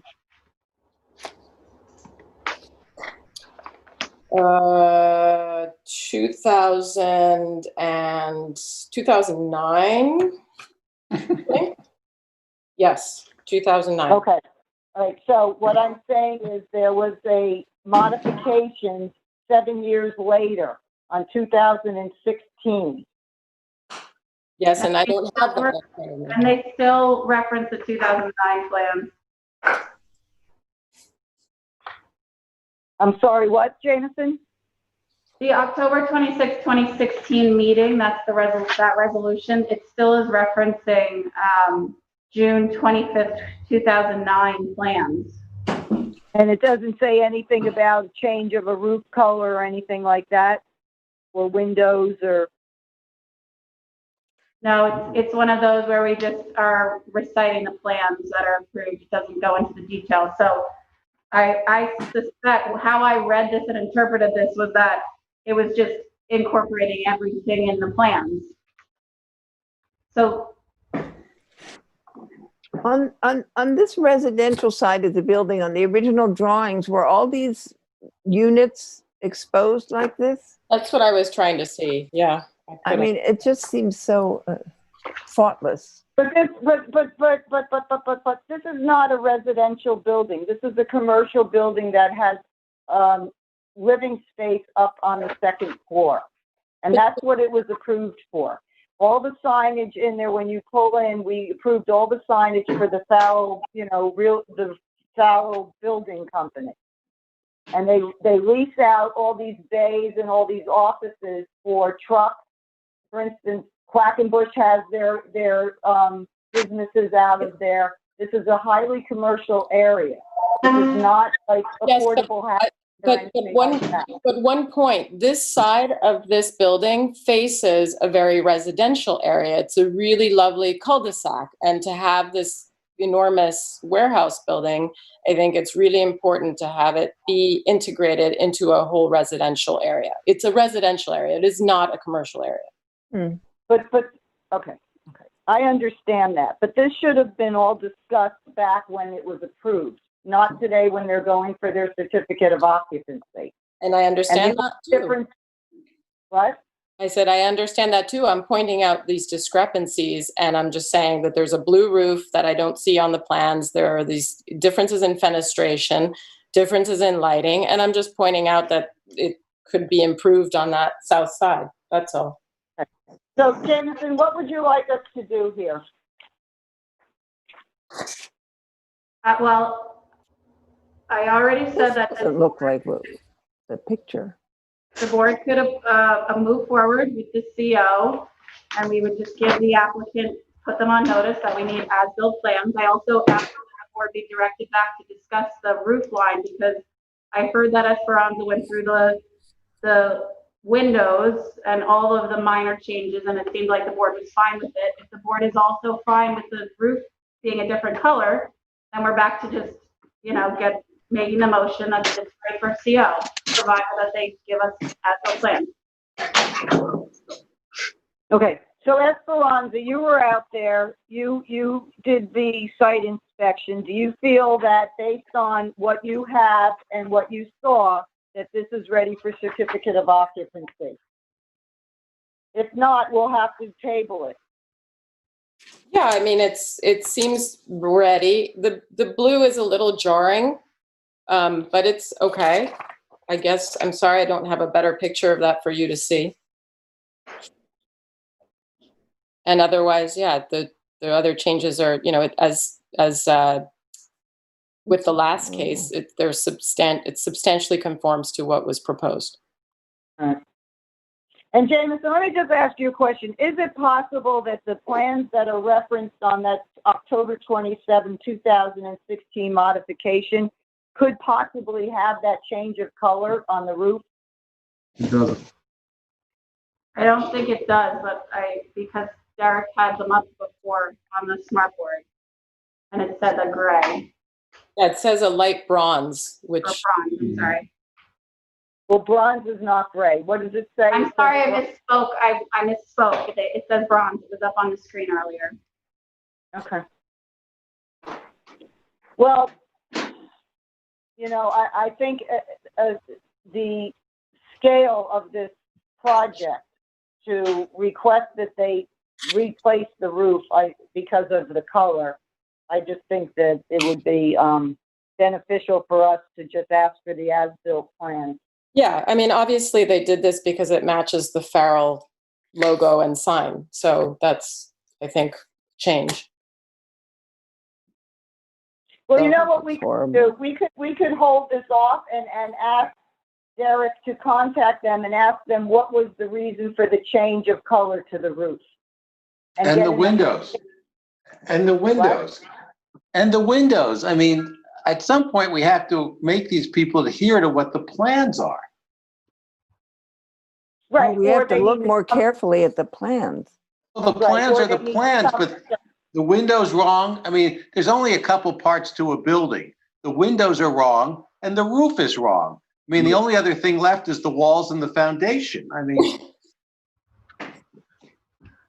Well, there's a lot more to this complex than just the roof and the windows. There's a tremendous amount of bay doors and offices and doors and things like that.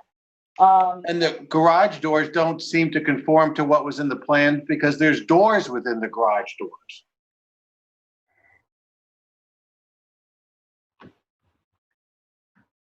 So are we then in consensus that this be tabled? Diane, how do you feel about this? Would you like to see this tabled and have somebody from the company come before us to review all these changes? I think that would be helpful, and I think then we could also exercise our opinion, our aesthetic opinion, if we had an opportunity to speak with someone. Okay, Peter, are you in agreement?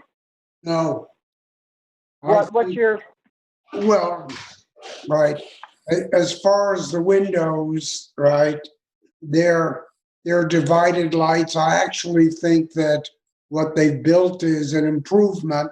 I agree with that. Having their double hung windows, the top part is divided, the bottom is not, right? Which I think is fine. As far as the blue versus the bronze, yes, it's a little striking, but these are essentially industrial buildings, right? I think they're reasonably, right, acceptable for what they are, right? As far as having a door in the overhead, a manual door in the overhead door, I don't think that dramatically affects the aesthetics of the building at all, right? I would approve it as is and ask them to correct their drawings so that we have on file, right, what is actually built. I'm in agreement with Peter. Would if they submitted this, right, is there anything that they have submitted, that they have built that we would not approve? No. I might not like the blue roof. Well, I'm just going to throw this out there. I had to go up to the recycling center today, and so I made it a point to go down Queen Street and see this because I also wanted to see the signs and things. and I did not even notice the roof. And I noticed that there was a cul-de-sac of a few homes right next to it.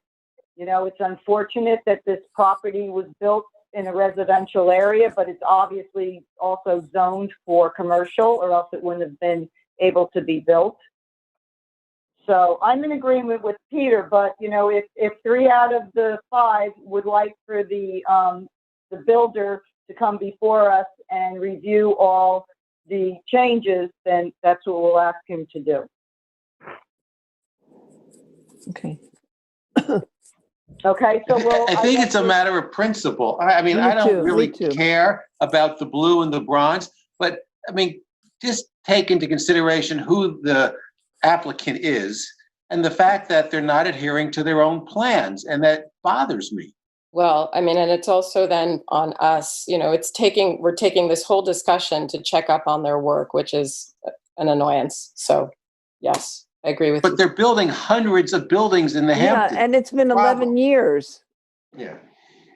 Okay, all right. I don't want to get into anything over and above what we're here to discuss, which is the building. Okay, it has nothing to do with who built it, what they own. We're just focusing on what's going on here. So Jameson, 3 out of the 5 would like to table this and have the applicant come back to us with as-built plans, as well as an opportunity to review what the problems are that the changes were. Excuse me? Just what the changes were. It's not that there are problems necessarily, but the changes that were made and why. So let me just ask the question: to what end would that do to hold this up? Are you going to ask them to change the roof, to change the windows, to No. change the door? But Betsy, you have to take into consideration who the applicant is, the fact that they're building hundreds of buildings and they're not conforming to the plans that they file. If it was one guy building one building, I'd have a different view. But they need to be put on notice that when they file a plan, they need to build per the plan. Okay, so let's move this forward. So Jameson, do we table this or do we deny it? Table it. All right, it's tabled. Let's move on. One, Esperanza, if you have the opportunity to go back out, I think lengthy discussion of the roof color, if you can get a photo. Yes, on a better, sunnier day. Yeah. File, that would be helpful, you know. Okay. Thank you. Right. And Derek, you'll notify them that this was tabled and that we'd like for them to participate in the next meeting? Yes. Great, thank you. Okay, Chris Hughes, tax map number 300-172-8-17-332 Bluff Road in Amagansett. And Peter. I'm going to make this very simple. I've gone out, I've visited the site, I've reviewed it, and it is in conformance with what was submitted. And I would recommend that we have staff contact the building department. This is ready for a C of O. Okay, so this was the new doors on a historic building? Yeah, the Dutch doors. I'm sorry, I couldn't hear you. I'm saying this was in the historic district. It was a home with new doors, correct? New doors, new windows, right? New deck, repainted. It was a historic building in the district. It's been totally renovated, and they did a great job. Great. Okay. So can I get a second on that approval, Chip? Second. All in favor? Yes. Aye. There might be somebody on the line from Moody's. Yes, excuse me. There is a phone person. Here we go. 1 second. Caller, you are on the air. Caller, are you there? You're on the air with the ARB. I can give the board, I believe are you that referring? it's not Hello, about sir? the application just discussed. Hello, sir. Are Hello? you there? Could you speak up, please? Yeah, yes, I'm here, yes. What is your name for the record? This isn't my matter. This is Jeremy Morton in regards to Morty's Oyster Stand. I'm not, I'm waiting on the line for the, Thank you for clarifying. Thank you, sorry. Continue. Waiting There's no for other what? phone caller. There's no other phone Jeremy callers. Morton for the Morty's Oyster Stand. Morty's? Oh, that was a long time ago, Morty. That was 2.5 hours ago.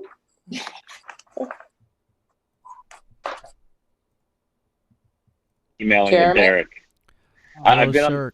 I've been on the line for over an hour and a half, and I was emailing back and forth with Derek regarding waiting till the end and to be heard, and so I was patiently waiting.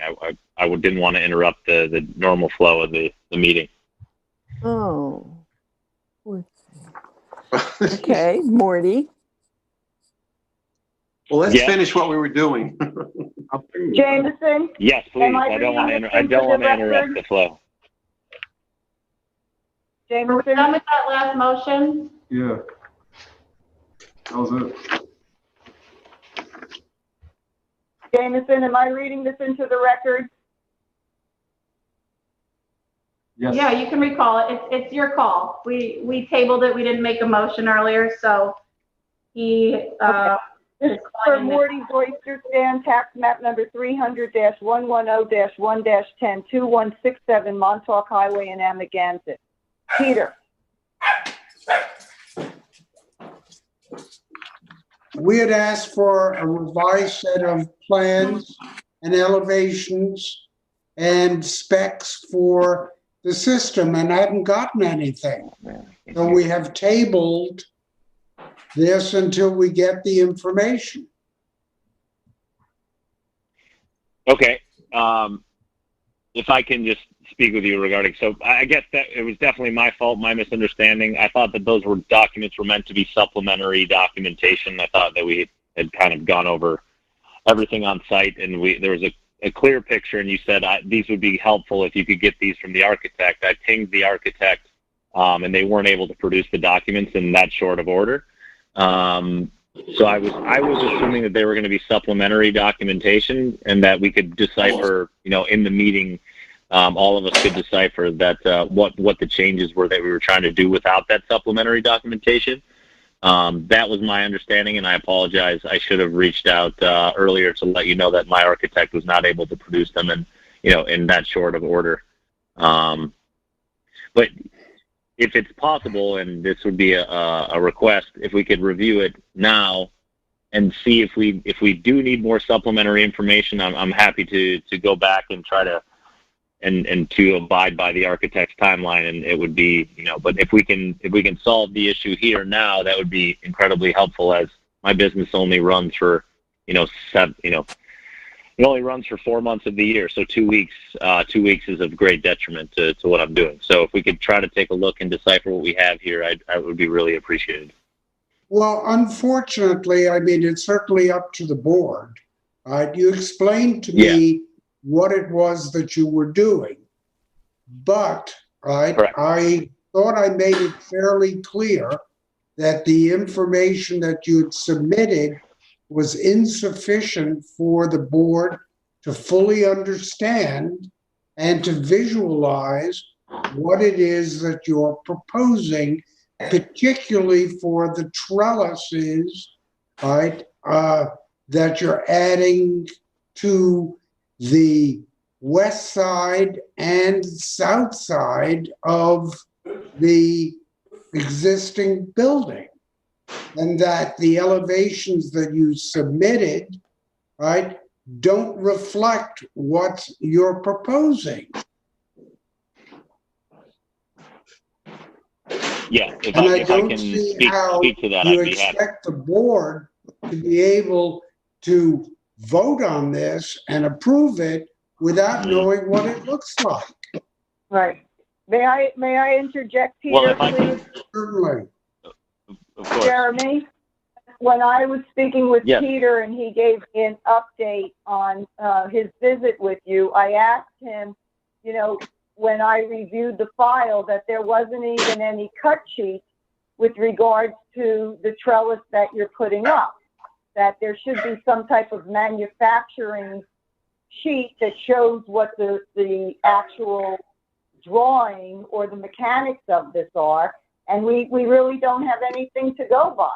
And I'm really sorry that this has been taking so long, but we've given you so much leeway to meet our deadlines and extended them the last time, and it was a no-show, and this time again. So I understand the situation that you're in, but the board cannot approve something that they don't have an understanding of, and that plans are submitted that aren't accurate, so we can't approve the plans, and therefore we're just approving your word. And how are we going to then go out and conduct an inspection for a certificate of occupancy if a board member doesn't have something to compare it to? So you're putting us in a position of really not having anything with this structure that this board must follow in order to get to your certificate of occupancy. So we have nothing that we can do at this point but table it, and hopefully you can get to us by next Thursday at noon, no later, the plans that Peter discussed with you. And is it possible that I can speak in my? Is it no? If I can speak in my own defense, I think I might be able to clear up some of the issues that are arising, and obviously none of the issues are intentional. So, if I'm allowed to speak, I would love to do so. Well, you can speak, but if you just speak specifically to the application, I don't want to waste your time and the board's time talking about what your personal issues are with getting the plans to the board and what problems you're having. You submitted an application. We didn't have the correct information, and until we have that information, if you want to explain to us what you're actually doing, we'll take the time to listen, but we still need the plans in order to approve them. Okay. So then speaking just specifically about the application, the intent of the application was to show the elevation here, the one that the sketch that's pulled up now at the moment, was to show the elevation for just this specific repair, which is removing the wall on the building. Basically what I was trying to do is split it up into two different projects, because they are two different projects. One project is making the change to the wall behind the bar. The other project is to add the louvered awning system, which is what you were referring to. So what I was trying to do is eliminate confusion by putting just one of the repairs on the side, the western elevation change, which we're looking at now. And then I tried to separate and make the site map, which I also submitted, to show what the elevated louver system would look like. And then I also submitted a drawing, an architect rendering of what that would look like as well. So that gives you a good idea. When we spoke with Peter, and obviously Peter and I had a good on-site meeting, we were able to describe a lot of what was happening. And I was not made mention to, or no one had alerted me that I was needing to show the mechanics of the louvered awning system. I mean, I would have been happy to do so. I mean, there's a very extensive website I could have pulled a lot of information from. I would have been happy to do that, and I could have done that under the time constraints. But I think ultimately here, the changes that I'm trying to make are, and because I did submit a very extensive application last year, and all of the colors that you did approve are the colors that I'm using in this particular thing. Like the louvered system is the exact color chip that you guys approved last year, so we know that that's within the realm of what we're looking to do here. And also removal of a wall behind a bar. I was hoping that the simplicity of that would be something that we would be able to discuss and elaborate on, even though we didn't have the appropriate plans. So for me, I mean, I think that the picture that's pulled up here is a pretty descriptive picture that really allows us to see what we're doing, and really allows us to kind of put the full picture in our minds of what's happening. It's a pretty simplistic thing that's covering our outdoor seating, and I think that's particularly important. Obviously, we were going to be doing this before COVID, but it becomes particularly important now that we're only able to do outdoor seating. So this becomes even more for my business, important for my business operation. So if there's any thing that we're not able to decipher from what I've submitted, please, I would love to hear any questions, and I'll be able to answer and speak specifically to those if we're not able to get a full grasp of what I'm trying to do at the property. Okay, let me just comment to that. What I'd like to do is split this into two things, Peter, if this is okay with you. Let's talk about the removal of the wall above the bar so that there is space and airflow. Do you have any problems with that change to that exterior? No.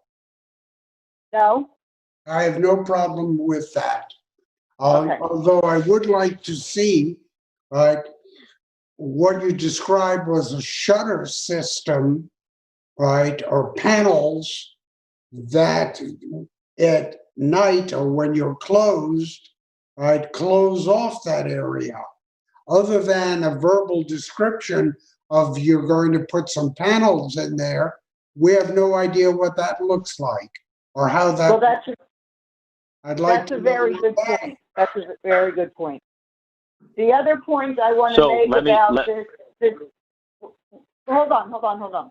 The other point I want to make about this photograph that we're looking at now, this computerized rendering, that gray structure that this louver trellis is attached to doesn't look anything like Morty's.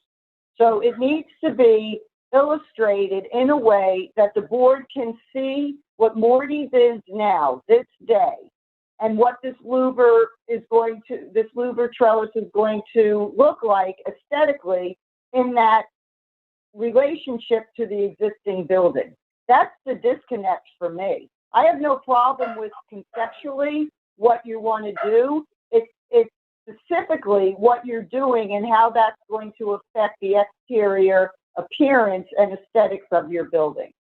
Do you agree, Peter? Oh, absolutely.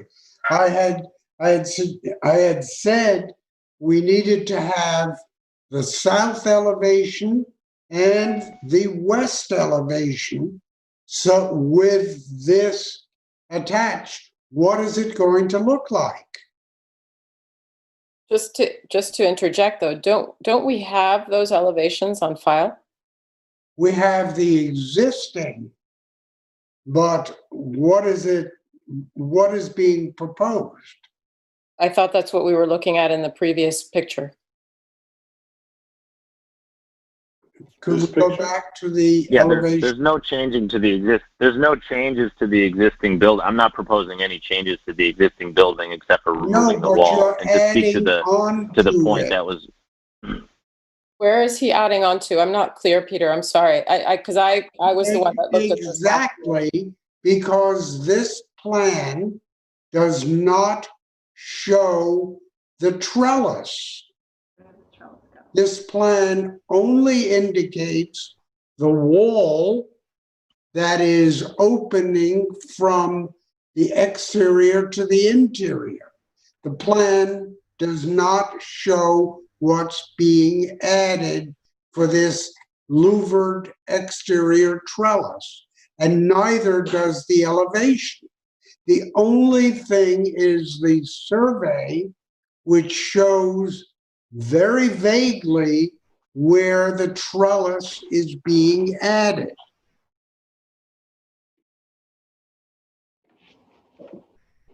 Jeremy, Yes. Yep. I feel that this is an important, these are important changes. I think that what Peter has expressed, I'm in agreement that I'm not getting a really good understanding of what this is actually going to look like. I think you're asking us to take a tremendous leap of faith.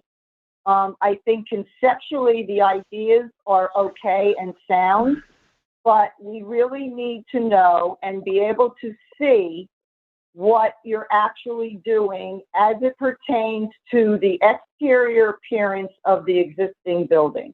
And how you do that, whether it's in, architectural elevations that incorporate the specific panels that Peter referenced, or the louver trellis, or you come up with a computer-aided rendering of your existing building and you semi-impose these changes on it. other than that, the board really doesn't know what we're approving. And we're just going to end up, you know, with something that we're like, whoa, is that what it really looks like?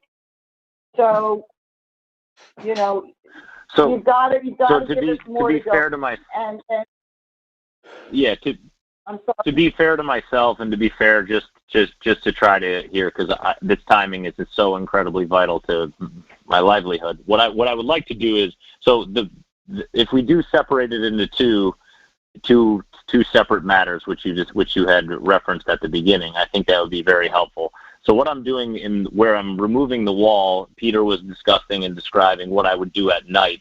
So we're going to be replicating exactly what the wall looks like now with these panels, the panels that are going to cover the open area and lock behind. It's going to be the exact same one color. It's going to be the exact same design, the exact same blue color that Morty's is now, that was approved by your board last year. Everything visually, when you're looking at it, will look exactly how it looks now. And then during the day, we remove those, and then it's a see-through breezeway where you're able to see in and out. And I think I was able to show that on the diagram, where the top is the existing and it shows the bar and the door, and then the bottom is the spot where we're going to be completely empty. And then at night, we're going to be having those panels that will go up, and it'll make it look exactly like it does existing, color and pattern of siding and all. Everything will look exactly the same. So the reason Peter, why did I you didn't take put any the pictures secondary... of what he's talking about, that wall? Yes, I did. Can we see them? I don't think I submitted them because I was waiting for the new drawings. So for me, I think, so right now, just descriptive, it's a vertical batten board siding that's behind the bar, and I'm going to be making the nighttime panels out of the exact same material and the exact same color.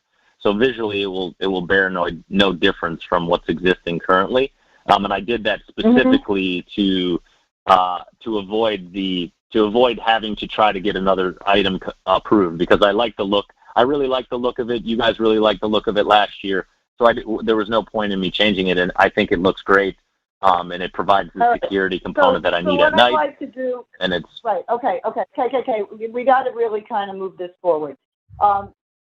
I would like to poll the board and ask them if they have any problem with approving part of the application where they're removing the upper portion of the wall in the bar to allow airflow from the outside into the dining area. And then at night, they are replacing that section that they're taking off with an in-kind panel of the same color and same look and similar material. Does anyone have an issue with any of that? Chip? No. Esperanza? I do not. I'm just wondering what happens with the door. That's my only question. What door? This area is above the bar. Right, but in the preliminary west elevation, the door disappears. So would that door remain? It's just the bar area?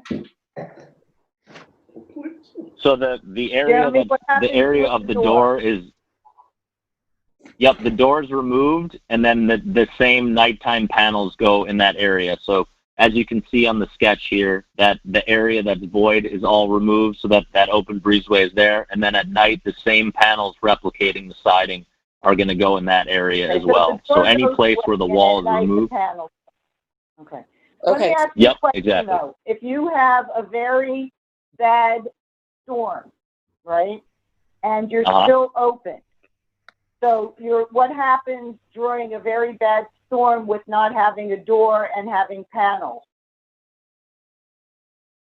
So we've obviously in the years time after being renovated, we've had some really bad storms, but we have that awning there in front there, and there's never been any wind-driven rain that's hit the back of that wall, even in the worst storm that we've had in that year's time.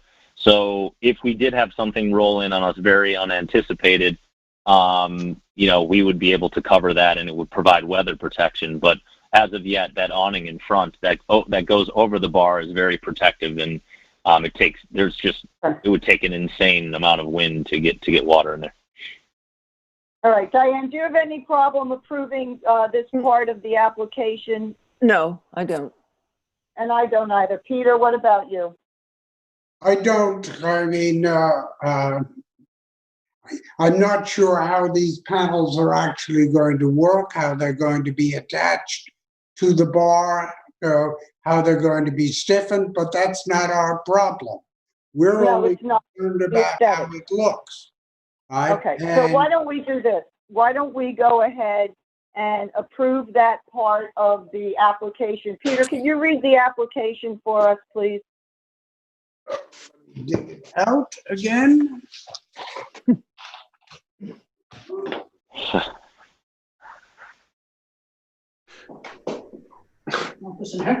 No, they can see me.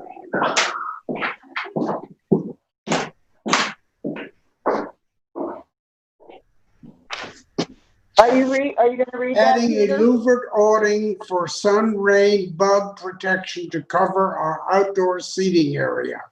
Opening the wall above the bar to make an open air pass through between interior and exterior dining room. All colors and trims to be the same as the approval from last year's property improvements. Okay, so, Jeremy, the only thing that we would be approving is the opening of the wall above the bar to make an open air pass through between the interior and exterior, and the color and trim to match what was previously approved. Right. And part of the resolution for that part of the application should also include that the replacement panels, that we're approving the replacement panels that cover that opening at night. So I'm feeling that we can go ahead with that, Jeremy. And let me just ask you a question. Did you already order the louvered trellis? So what I've done is I've signed the contract and it's agreed, but they can do a lot of the trim coil bending on site. So I can edit it if need be done, but I haven't certainly ordered it. If I have to backtrack now, it's possible. But I will definitely seek your approval at the next meeting. I'll get in everything that you need for that secondary component, and we'll go through the proper channels, make sure we get it approved. And then Peter and I will work together over the next week to make sure that everything that you guys need is provided. I think that's fair, and I think if you do work with Peter very closely and give us something that the board could see and understand, and it would look exactly a rendering of what exactly that trellis is going to look like at your restaurant. Okay. Understood. So, Jason, yes, absolutely. I appreciate you guys hearing me at the end of the meeting too. Jameson, how does Peter make the motion on this since we're only approving half of the application? Only make the motion to approve that half. Just don't mention the other part. Okay. Peter, have at it. Modification. Have at it, huh? I make a motion to approve the application as modified. That is the removal of the wall above the bar area to make the open air pass between the interior and exterior dining room. The panels to fill in at night or when the facility is closed, the colors, materials, and trim to match what was previously approved. Great. Do I have a second, Diane? Second, yes. All in favor, Chip? Yes. Esperanza? You're muted, Esperanza. I had a child in here before I had to mute. Yes, aye.